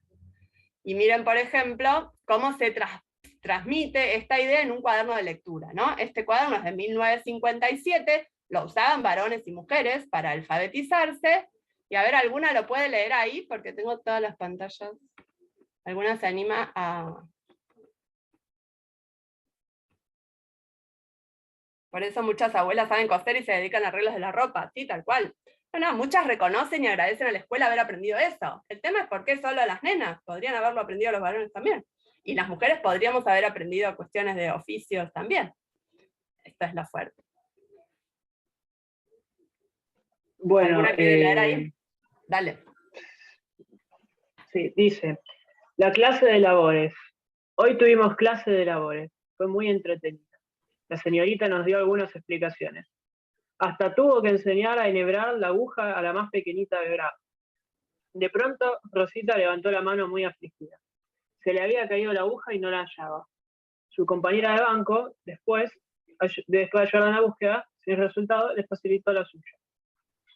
Como algunas chicas no habían llevado todos los útiles de costura, yo presté mis tijeritas. Otras utilizaron el mismo dedal o repartieron hebras de hilo. Son muy buenas mis compañeras de clase. Durante el año nos ayudaremos unas a las otras. Gracias, Facundo. Bueno, esta es toda una concepción, ¿no? Porque acá tenemos como las niñas buenas alrededor de los labores y la costura, además somos todas buenas, entre nosotras nos ayudamos, ¿no? Y todo además, ni un varón rondando por ahí, ¿no? Fíjense, nada, bueno, obvio, no estaban en estas clases. Pero sí leían los varones estas lecturas también, ¿no? Entonces también aprendían que ese era el rol de las mujeres, ¿no? Además de este modelo de niñita ideal. En 1957, por eso siempre hacemos este ejercicio, son las mujeres que hoy tienen 80 más o menos, y que educaron a generaciones más cercanas, ¿no? Pero que tampoco son tan grandes, no pasó tanto tiempo. Bueno, y lo mismo en los juegos de jardín, ¿no? Esto se va a repetir, no sé si se acuerdan esta modalidad que había, que era jugar por los rincones, entonces estaba el rincón de la casita y el rincón de las construcciones, y muchas docentes ya estereotipadamente dividían quién iba a cada rincón, ¿no? No, si bien hay un montón que han permitido que cada una haga lo que quiera, en general, bueno, también estaba esto, quién va al de la casita, ¿no? Y en la casita iban las nenas a hacer todas las tareas, y si había algún varón, o hacía de bebé, o hacía de marido, ¿no? Entonces también que la mujer tenía que cuidar, ¿no? Este juego simbólico que reproduce los mismos. Mi mamá aprendió a coser en la escuela, tiene 72, claro, sí. No, y además lo recontravalorizan, está buenísimo, pero bueno, ahí tenemos este temita. Los nenes no podían jugar con muñecas y las nenas con autos, tal cual, sigue pasando con los juguetes de la cocinita, los bebotes para las nenas. Sí, estas son las cuestiones que están ahí, siguen.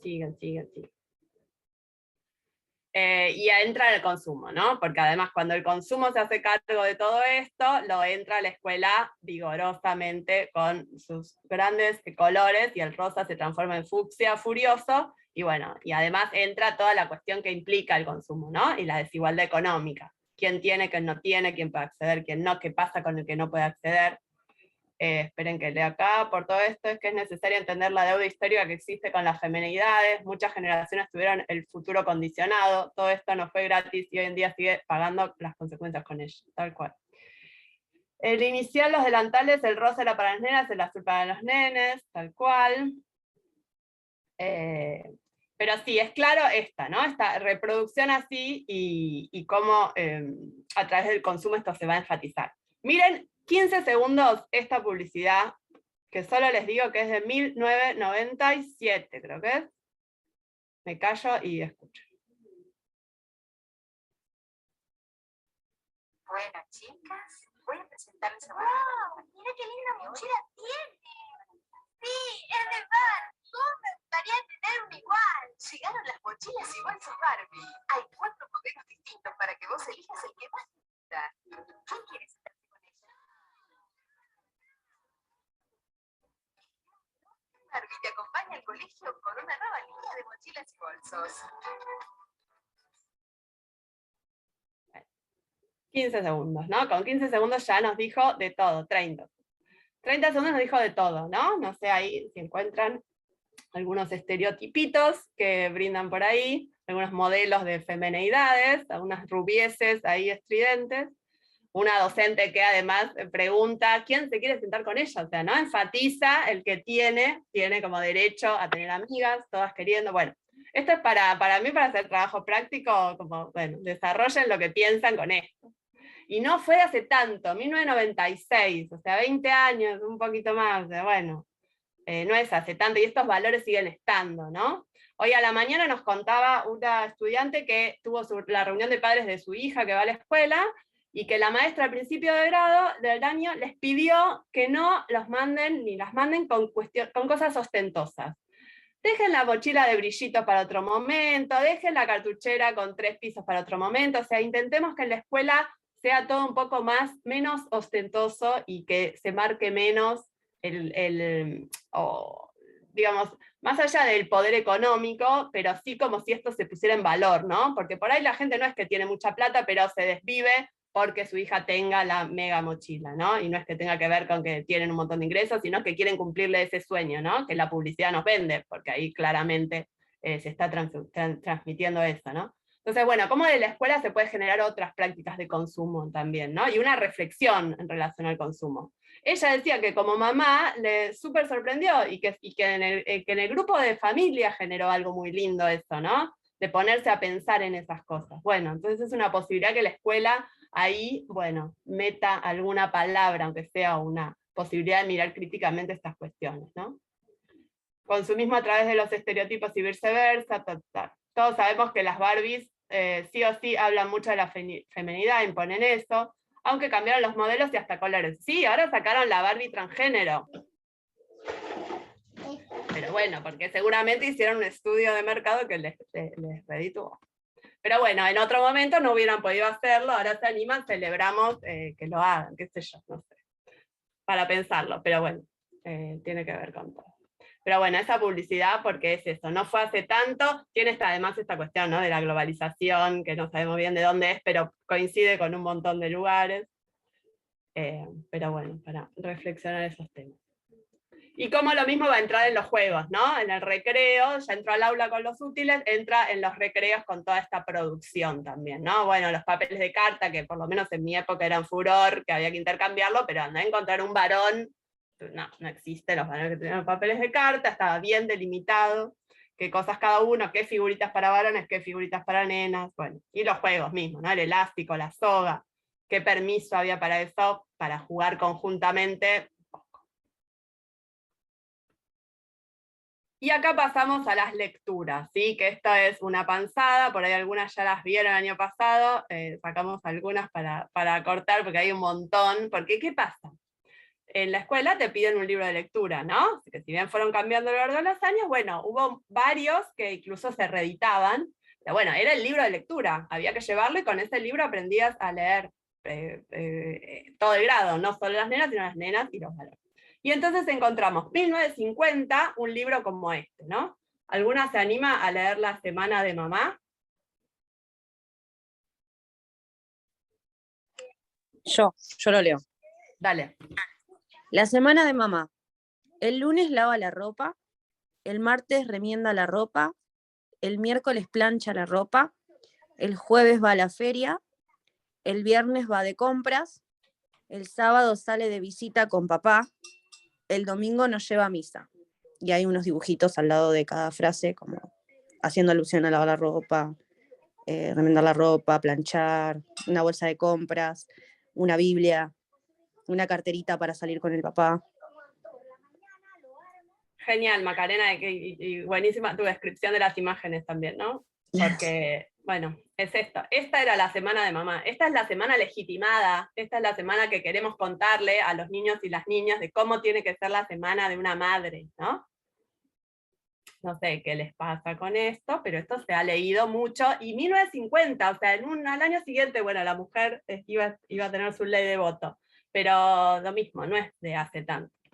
Esto lo posteamos un 8M y nos cuestionaban si era verdad. O sea, no, es mentira. O sea, no corresponde un libro. Como se cuestionaba el patrimonio porque no se podía entender que eso fue. Bueno.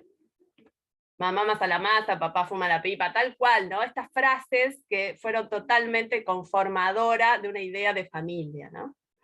Bueno, y además acá que cuela la misa cuando la escuela tenía que ser laica, pero bueno, la religión y la escuela es otro temón, pero bueno, ahí la coló, sin darse cuenta. Acá lo mismo se va en los cuadernos, ¿no? Estos mismos estereotipos y de ideas de familia va a estar en los cuadernos de clase. A ver si alguno se anima a leer sobre todo el recuadro que está ahí abajo, de tercer grado de 1980, ya hemos avanzado. Porque el otro, bueno, va a reproducir un poco lo mismo, pero este tiene unas curiosidades. ¿Cuál, profe? ¿Lo leo, profe? Dale, el que empieza el trabajo en el hogar. El trabajo en el hogar comienza muy temprano. Primero se levantan los padres, el papá debe salir a trabajar, la madre es la encargada de las tareas hogareñas, los hijos van a la escuela, los hermanos mayores también trabajan fuera de la casa o estudian. Y es el trabajo en el hogar, ¿no? No, perdón, sigue. ¿Continúa, profe? No lo logro ver. Bueno, No. termina diciendo, toda esa actividad y colaboración en el hogar. Bueno, por eso, esa parte no sé dónde la vio, pero además empieza el trabajo en el hogar, pobrecito, ¿no? Este chico estaba en tercer grado, no le vamos a cargar a él la responsabilidad de decir esto, pero bueno, dijo todo esto naturalizando totalmente que la mujer es la que se va a quedar adentro de la casa y que el trabajo del hogar comienza muy temprano y que todos los demás se fueron y que está lo colaborativo, bueno, no sabemos dónde. Marcamos la particularidad que era un varón este alumno. No sé, lo decimos porque en un momento, bueno, era un varón, bueno, por ahí hay algo totalmente de su propio imaginario habilitado que tenía y que dijo naturalmente todo esto, ¿no?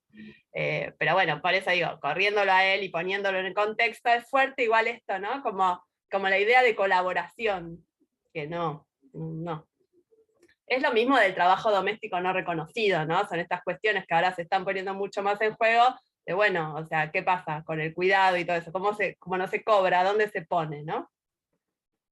Y el de al lado también, esto de la madre teje, cuando llueve mi mamá teje y mi papito lee. Pienso la actividad de la lectura también vinculada con el estudio, es una actividad intelectual o que emancipatoria, digamos, ¿no? Digo, no para desmerecer el tejido, pero también ahí hay una claridad de acciones muy, muy distintas, ¿no?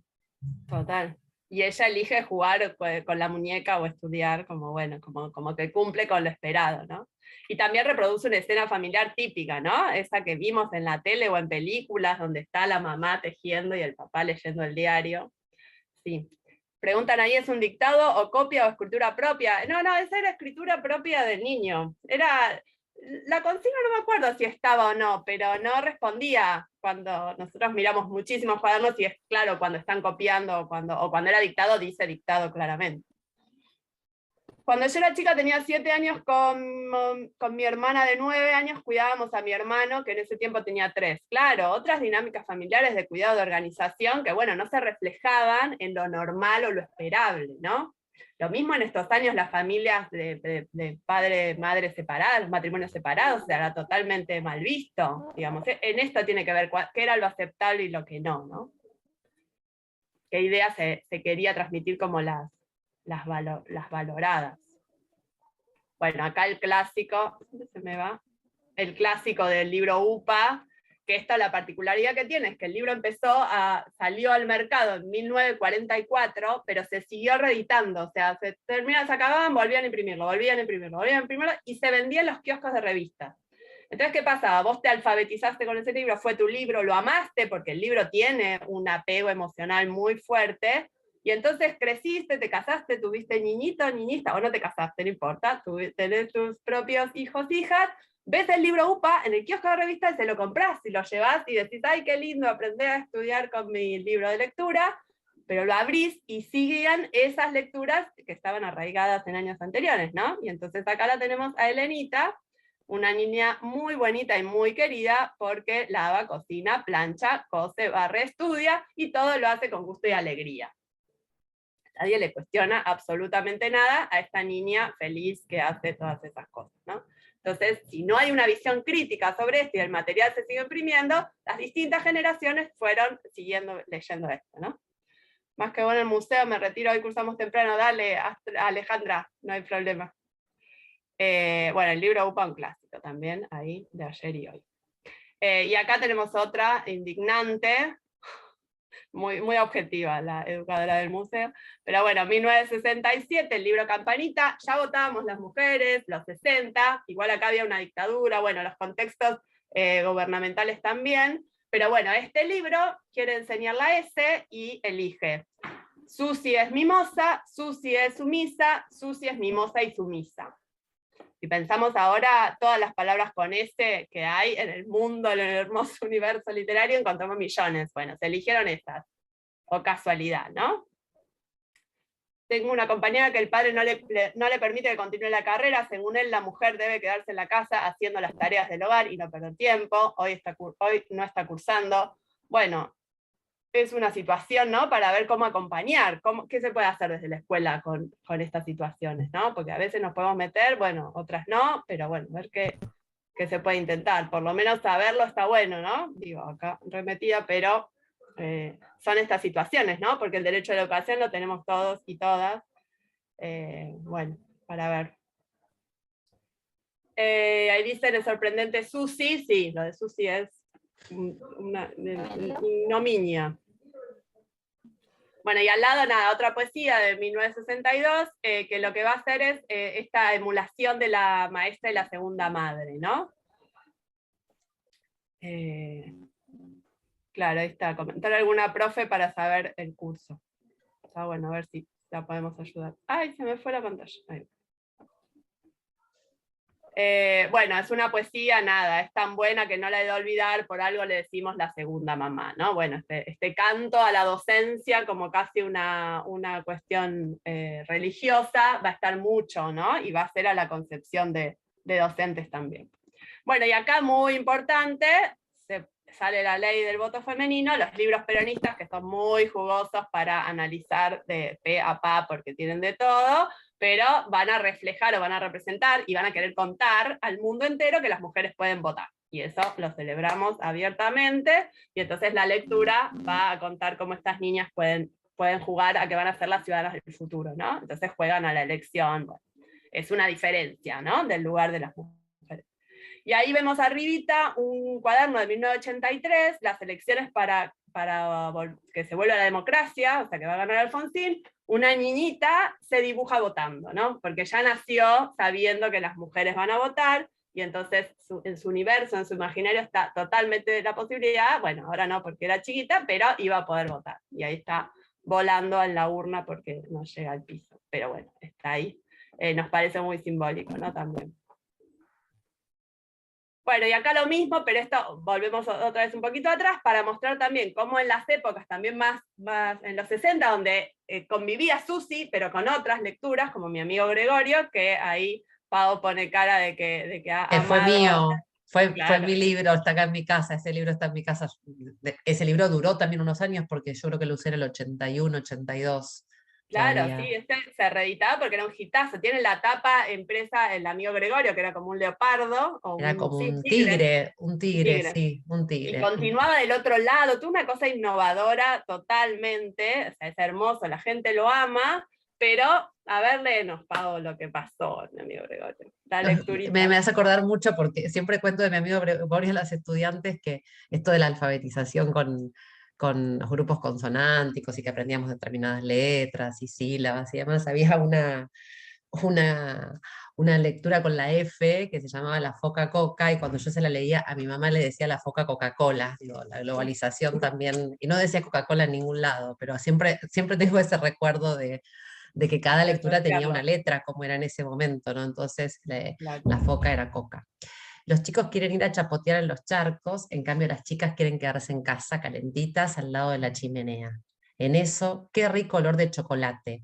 Nos quedamos todos. Y tenía una cosa también con la ilustración, era muy interesante porque eran ilustraciones muy novedosas para el otro tipo de ilustraciones que venimos viendo, ¿no? Fueron bastante, el ilustrador era como muy disruptivo para la época, digamos, de lo que eran los libros de lectura anterior. Fue un libro que mucha gente, digamos, fue de los más progresistas de los 80, Sí, dentro de total. esa lógica, ¿no? Sí, fue rupturista en un montón, pero de repente se le cuela eso, ¿no? El modelo, las nenas adentro, la chimenea calentitos, y nosotros queremos ir afuera. Por eso, es súper interesante los libros, porque además eso, los agarramos y es, ay, a ver, cómo ilustraban, cómo dibujaban, qué decían, qué sé yo, y de repente, ¿cómo estereotipaban?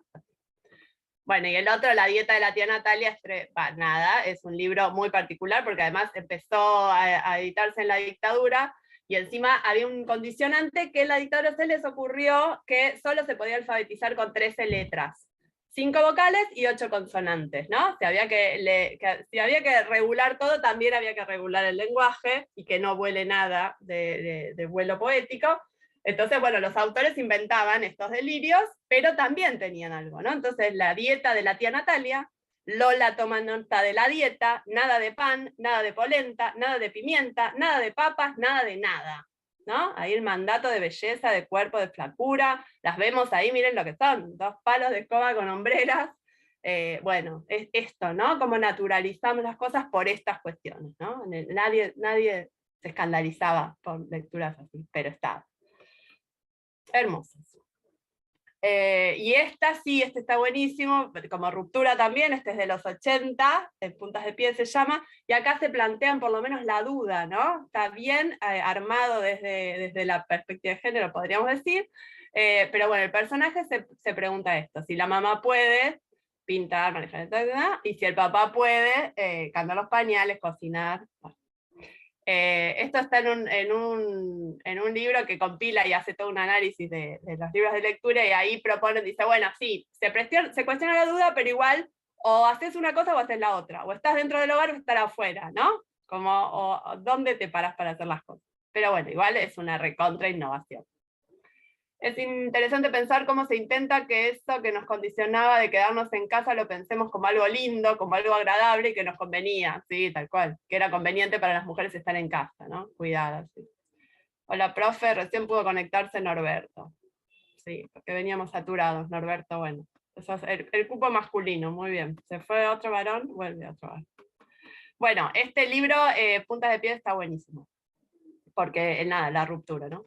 Y acá, bueno, hay esta lectura, si bien es anterior, la ponemos, no vamos a leerla porque es muy larga, pero está buenísima porque acá la docente habla como profesional, como desde su tarea docente, habla ella en primera persona, ya no es no por la época, pero sí por el libro, digo, para ver que hay distintos materiales en las mismas épocas, ¿no? Entonces acá cuenta del trabajo de ser docente, ¿no? Y entonces está bueno también por ese lado.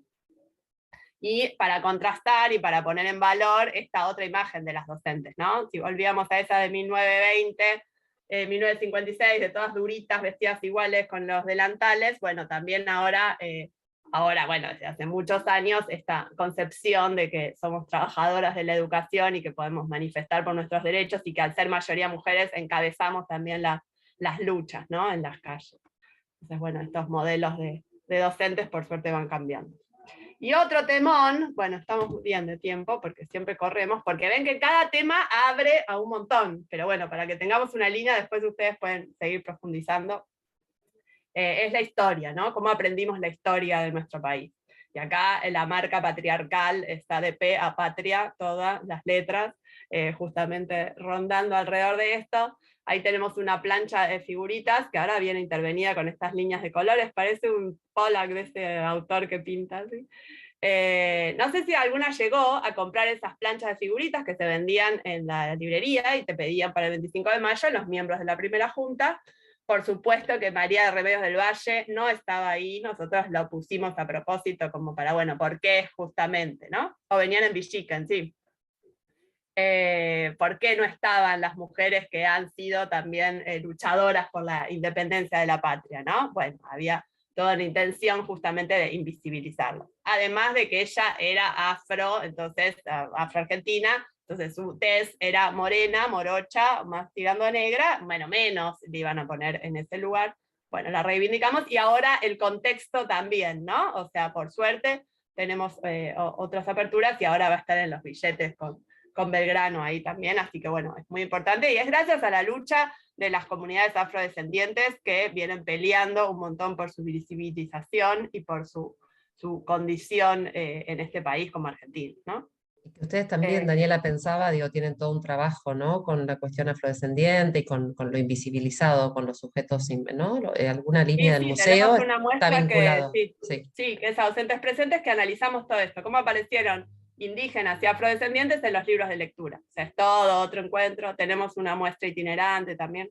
Les podemos mandar material, un montón de eso, para quien quiera que le interese. Después les pasamos todos los links, porque está buenísimo, porque es esto, son esas operaciones que la escuela, en pos de quiénes son los ciudadanos argentinos merecedores de este mote, ¿no? O sea, no todos, ni todas. Indígenas y afrodescendientes seguro que no. Entonces, bueno, la escuela construyó también ese discurso, ¿no? Tal cual, ¿no? Cómo aparecen las mujeres bordaban banderas o vendían pastelitos, ¿no?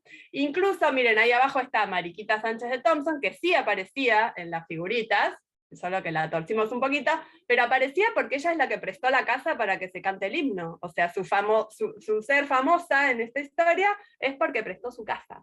Y cuando ella tiene un recorrido recontra interesante, ha luchado por un montón de cosas, incluso cercana a la docencia también, pero bueno, su reconocimiento pasa por ahí, ¿no? Pero bueno, por suerte ustedes tienen un montón de material ahora donde leer, ¿no? ¿Qué hicieron las mujeres? Digamos, cómo enseñar la historia también desde una perspectiva que las incluya, sin ocultar a los varones, ¿no? Porque no es que, ay, no, bueno, solo tenemos que buscar a las mujeres. No, mostremos esta historia colectiva de quiénes participaron, varones y mujeres juntos, y las mujeres que no participaron, qué roles tenían que cumplir, ¿no? Bueno, son estas cuestiones. Mira qué interesante lo que están poniendo del acto, que también sí. es un tema que nosotros abordamos en las materias. Miren, justo ahí es la otra diapo, ¿no? Porque totalmente, ¿no? Porque el acto permite justamente cristalizar también estos estereotipos tan marcados, ¿no? Y por ahí alguno le habrá tocado que por su color de piel o por su contextura, o era vendedora de empanadas o era dama antigua, ¿no? Y esta diferenciación de clase también ahí puesta en escena en los actos escolares que a la vez son una recontra oportunidad para plantear algo distinto, ¿no? O sea, porque justamente, bueno, es la posibilidad de romper, de salir, de jugar en el escenario, bueno.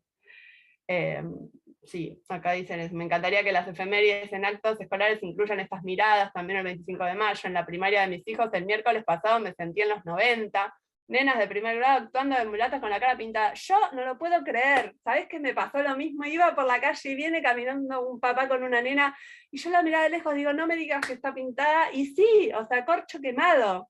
Fue recontra denunciado, todas las comunidades afro además, contando el origen, o sea, claro, ganas de llorar, yo también, casi lo miraba al tipo, que bueno, nada, bueno, qué sé yo, no sé, no le dije nada, pero hay algo de esto, ¿no? Como hay algo en la sociedad que creemos que pasa y de repente nos enfrentamos con, no, prácticas escolares, o sea, dentro de una escuela que se siga permitiendo esto, es muy contradictorio con todo lo que nos pasa alrededor, ¿no? O sea, es una denuncia clara a las comunidades afros contando esto, el origen es una burla, o sea, se pintaban con corcho quemado los blancos para burlarse de sus esclavos negros, y esto se repercute como una fiesta, como una risa, como es un temón. Qué pena. Ay, bueno, por ahí podés hacer algo como familia dentro de la escuela, porque eso también, ¿no? Cómo las demandas desde la afuera pueden generar cambios en las escuelas, ¿no? Entiendo tu impotencia, claro. Pero bueno, por ahí hay que buscarle la vuelta para abrir ahí una puerta y llevar algo distinto. Lo del billete de María Remedios es un re claro ejemplo de algo concreto que se está legalizando. Bueno, la tenés que ver, está ahí, o sea, no sé cuándo van a salir dentro de bastante. A mí me pintaron en segundo grado y una compañera más morochita le dijo a la señora que no hacía falta que se pinte. Claro, tal cual, ¿no? Esto.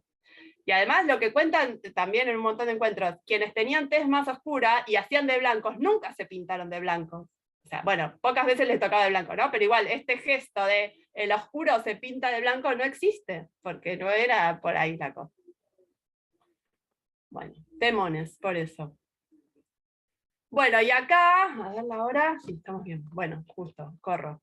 Nada, esto es para mostrarles por ahí alguna se siente identificado, ha sido parte de las clases de educación sexual, porque si bien la educación sexual no entraba según las maestras, pero ya vimos que según Morgade sí, había un momento que se daba educación sexual. Y acá venía la empresa de toallitas, y nos pasaba a las mujeres en general un video donde nos explicaban totalmente cómo iba a ser nuestro desarrollo, indisposición y posterior maternidad, ¿no? Porque todo está explicado para que seas madre. Después les vamos a pasar el link para que lo vean entero este video, que dura 15 minutos, que van a ver la explicación biologicista perfecta de cabo a rabo que hace la docente, pero bueno, en ese grado están solo las nenas. Después hay otro que están mixtos. Bueno, acá lo dicen. Y después te regalaban, tal cual, lo que dice acá, nos regalaban tampones de la marca. Bueno, tampones ya muy evolucionados. A mí era toallita.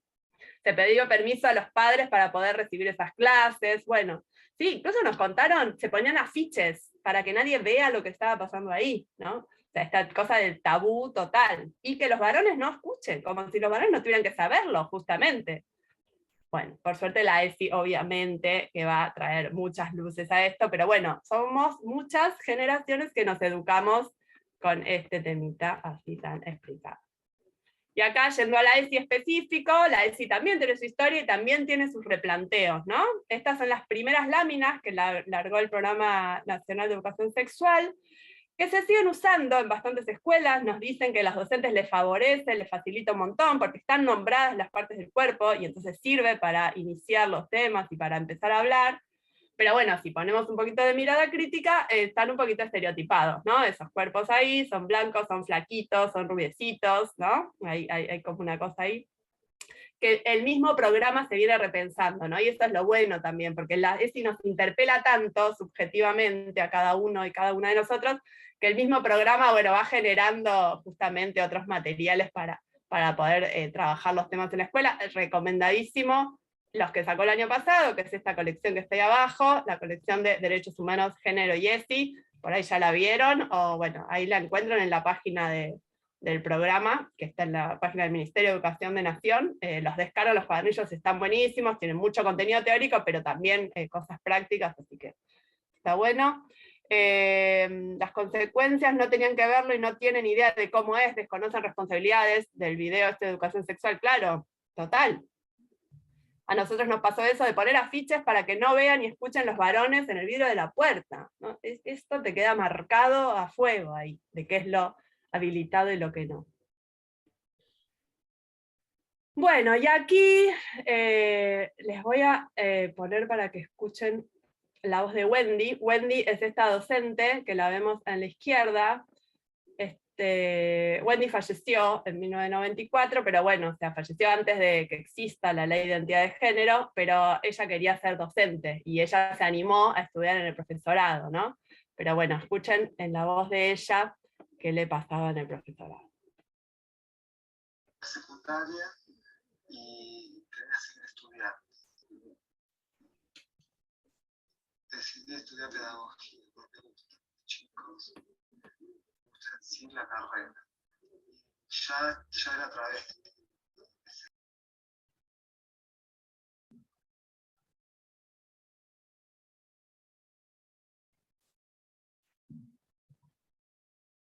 ¿Se cortó, puede ser, Dani?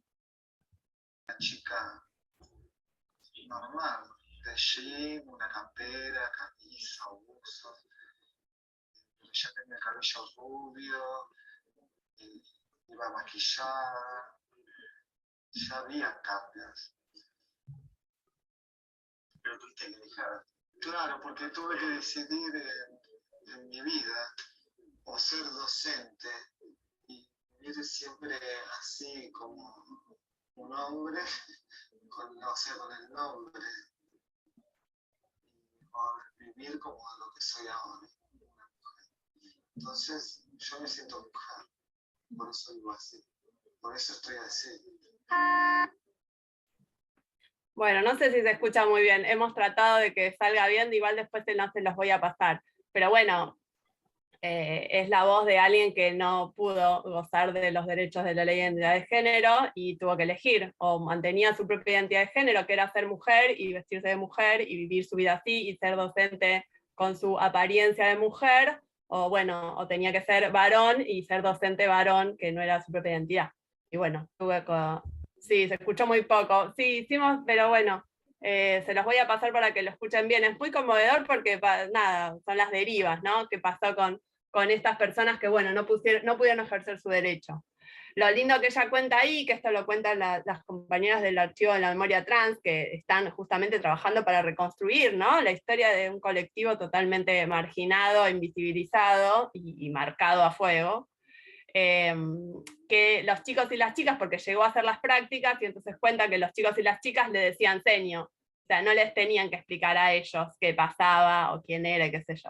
Entonces, bueno, le decían seño y que por lo menos ahí ella pudo encontrar un lugar de reconocimiento, ¿no? Y esto nos hace pensar también, ¿no?, en cómo son los adultos los que ponen frenos y motes y estigmatizan y encuadran las cosas cuando los pibes y las pibas tienen un montón de cosas más posibles de naturalizar, ¿no? Así que bueno, nada, para pensar en las infancias trans y en las docencias trans también, ¿no? Hay un documental que les vamos a pasar el link que se llama Transformadora, por ahí lo vieron, que es una docente de un profesorado que, bueno, hace su transición siendo docente de profesorado, ¿no? Está buenísimo para ver también qué pasa en las instituciones. Y bueno, nada, la historia de Wendy, que también fue a la escuela y seguramente sufrió un montón porque su identidad de género no coincidía con su apariencia. Para nada, pensar en las identidades trans, nosotros súper recontra recomendamos el libro Yo Nena, Yo Princesa, que por ahí lo tienen ya leído o lo conocen del profesorado, que es la historia de la primer nena trans que consigue su DNI, ¿no? Gracias a la ley de identidad de género y a la lucha de su mamá, que luchó por donde fuera, moviendo cielo y tierra para que se reconozca su identidad y ella no tuviera que seguir sufriendo cada vez que tenía que decir el nombre que no coincidía con su documento, ¿no? Así que bueno, si pueden leer el libro o ver la peli, que bueno, está un poco peliculizada, pero bueno, la historia es la misma, y después les vamos a mandar, sí, todavía no está liberada para internet, pero la van a hacer porque tiene una finalidad educativa total. Sí, habría que ver en Cinear, sobre todo, ¿viste? Cinear, que tiene películas Sí, estaban argentinas. esperando como que circule un poco más comercialmente, porque también en nada es como circula las películas, de cómo se financia el cine. Claro, pero bueno, sí, total disposición a que va a ser un material educativo. Y están los libros, está el documental, que Gabriela cuenta también toda la historia, y después les vamos a mandar el link, porque sacaron un segundo libro que cuenta la primaria de Luana.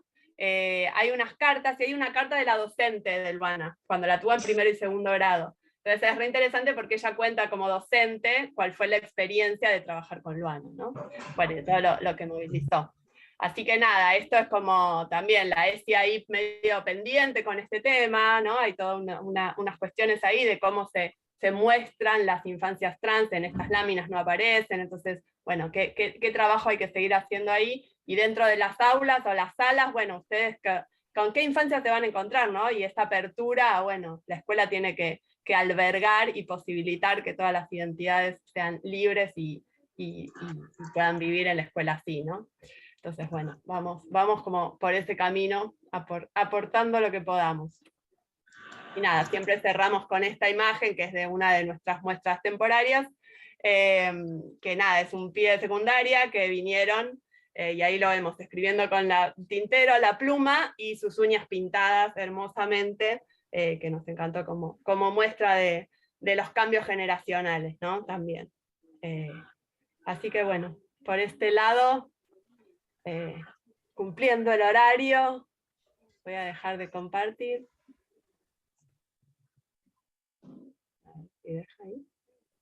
Bueno, nada, y contarles, ahora les voy a pasar todos los links y les voy a pasar mañana un montonazo de links más. Le mando a Lore y Lore se los reenvía. Ahí de Pau, de Karina también tenemos los mails. Bueno, les mando a las que encuentren a las docentes y se las mandan a Lore. Sí. Estaba pensando, Daniela, y todo eso aquí, cómo somos de diferentes campos disciplinares, somos de pedagogía, de campo de la práctica, de historia de la educación, y cómo esta temática nos atraviesa a cada una de las disciplinas y de los años, porque estamos en distintos años de la formación, y profundamente, ¿no? Qué interesante esto, me parece, desde diferentes miradas, preguntarse esto que ponía acá, pensar en las prácticas y en los contenidos en clave género, y la propia formación docente, nuestras propias prácticas como formadores docentes, el instituto. Así que bueno, agradecerte y ver qué quieren compartir alguien más, algo.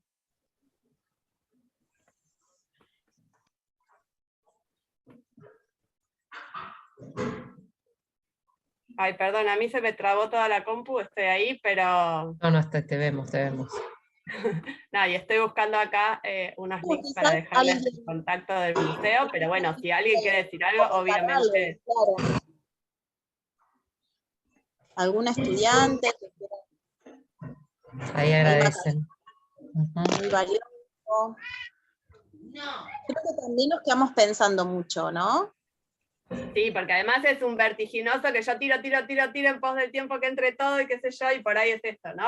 Son temas muy diversos y que por ahí algunos necesitan más conversación, pero bueno, la idea es que sea esto, como un disparador. Genial además este cruce, ¿no? De materias donde lo pueden retomar y abordar por un lado, por el otro, porque es esto, es la transversalidad y es la historia de nuestra sociedad, bueno, la nuestra y la de otras también, ¿no? Pero bueno, de nuestro lugar. No me están abriendo ninguna de las pantallas que quiero que me abran, porque les quiero copiar acá los links Igual, del Dani, museo. y vos, si querés, después cuando estés más cómoda, nos compartís alguna profe y Sí, socializamos, no te preocupes. Sí, porque no me abre nada. Pero bueno, les voy a mandar un link que tiene unas preguntitas, porque es sumamente importante la opinión de ustedes, sobre todo, bueno, de las profes seguro, pero de las y los estudiantes, que con eso vamos repensando los encuentros. Hemos cambiado cosas en función de las cosas que nos decían, y bueno, nada, les va a llegar ese link, porfa, son 2 segundos, pero bueno, nos súper... hace bien leer las respuestas genuinas, o sea, no nos importa de quién, no es necesario dar nombres, nada, que sea realmente los que les pasó en el encuentro, porque ahí lo vamos corrigiendo todo el tiempo. Así que ahora ya se los voy a mandar. Dani, y queremos que nos tengas, ya te lo dijimos, que nos tengas en cuenta con la actividad del Museo Quinquela Martín, que estamos como muy interesados como instituto van de a participar.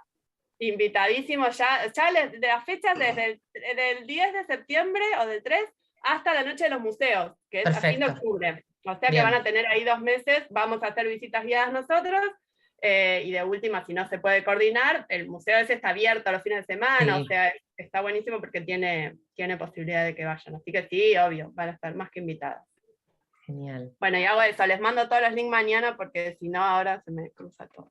Si les parece, vamos cerrando, al menos hay un montón de saludos y agradecimientos del espacio y del intercambio. Evidentemente se pudo grabar bien, o por lo menos a mí no se me cortó en ningún momento. Lo voy a subir a YouTube para poder después compartir el enlace en todas las materias que participaron, que lo puedan volver a ver, que quienes no pudieron ingresar también lo puedan mirar y podamos retomar en los espacios, como decía Cari, que nos lleva para todos los molinos, ¿no? Y esto que decimos siempre que la cuestión de género es transversal, se vuelve efectivo, ¿no? De pronto aparece un material y empieza a dialogar con un montón de interrogantes de la formación y de diferentes espacios, desde la miro a Lore y pienso que, o las compañeras de campo de la práctica, qué cosas se nos activan para pensar las miradas institucionales, las condiciones institucionales en relación a las prácticas de formación y el género, y las compañeras de pedagogía en clave de otras lecturas propias de la organización del sistema, su historicidad, digamos, cómo es verdad que es un eje que es imposible que no haya espacio curricular que no tenga algo para pensar. Lore, digo, también está en prácticas del lenguaje, pensaba también todo lo que se acercó en clave de la literatura, los libros de lectura, digamos, como, bueno, corroborar lo que sabemos, ¿no? Que es una perspectiva y es un eje que es necesario asumir de manera integral en la formación. Sí, una cosita nada más quería compartir, que me quedo pensando también en el contexto actual, ¿no? Digo, porque está buenísimo como empezar a mirar un poquito más alrededor nuestro en la cotidiana y en lo que estamos escuchando, en lo que repercute a veces en las pantallas, en los televisores. Digo, hay algo de eso que hay que estar atentos, porque como decía Daniel al principio, digo, esto no es que ya se logró, digo, no es que hay algo que ya está. Digo, esto hay que pelearla día a día, y hasta creo que también es un buen momento para situarnos nosotras desde lo personal, en dónde estamos, empezar a pensar otras cosas que quizás no las veníamos pensando. Me parece que ayuda también desde ahí, ¿no? Sí, totalmente. El conservadurismo está teniendo terreno y a eso hay que contrarrestar con otra cosa vital. Bueno, así, con todas las intensidades que nos rodean. Bueno, gracias, Dani. Sí, bueno, gracias. gracias a ustedes. Acá logré, cabeza dura, poner el link. Pero no anda este link. Bueno, no me den bola, ya está. Nos pasás un mail, con que si lo pases a una de nosotras somos todas Mira, compañeras. Sí. Súper comunicadas. No, bueno, nada, volver a agradecerles que confían en el museo para destinar horas de aprendizaje para las y los estudiantes, y a todos y a todas quienes se sumaron, quienes pudieron entrar y quienes estuvieron ahí esperando en la fila también. Así que bueno, sí, me comprometo que mañana a primera hora les mando todo y seguimos conectados. Y bueno, ojalá nos veamos en septiembre. Y nada, y esto también, el material que necesiten en relación a lo que vieron, por ahí si quieren algo de alguna materia, profundizar algo en imágenes o en material, tenemos otro material que no entra todo en el Power, nos escriben y lo piden, y los estudiantes también, por supuesto, ahí les va a llegar también eso, el mail, el Facebook del museo, todo eso, para tener todos los canales ahí abiertos para conectarnos. Ahora y cuando estén en las aulas y en las salas también. Buenísimo. Bueno, y las dejo porque me tengo que ir a vacunar a todo esto. Muy bien, muy bien, muy bien. Que seguiré metiéndome. Bueno, gracias, Dani, gracias al museo. Y bueno, saludos a todos, a todas por ahí. Nos vamos despidiendo y así podamos cortar la grabación. Cada una Dale. sigue con sus espacios, con sus tareas, y se conecta con sus docentes para ver cómo seguimos con esto. Buenas tardes para todas. Buenas tardes. Chao, hasta luego.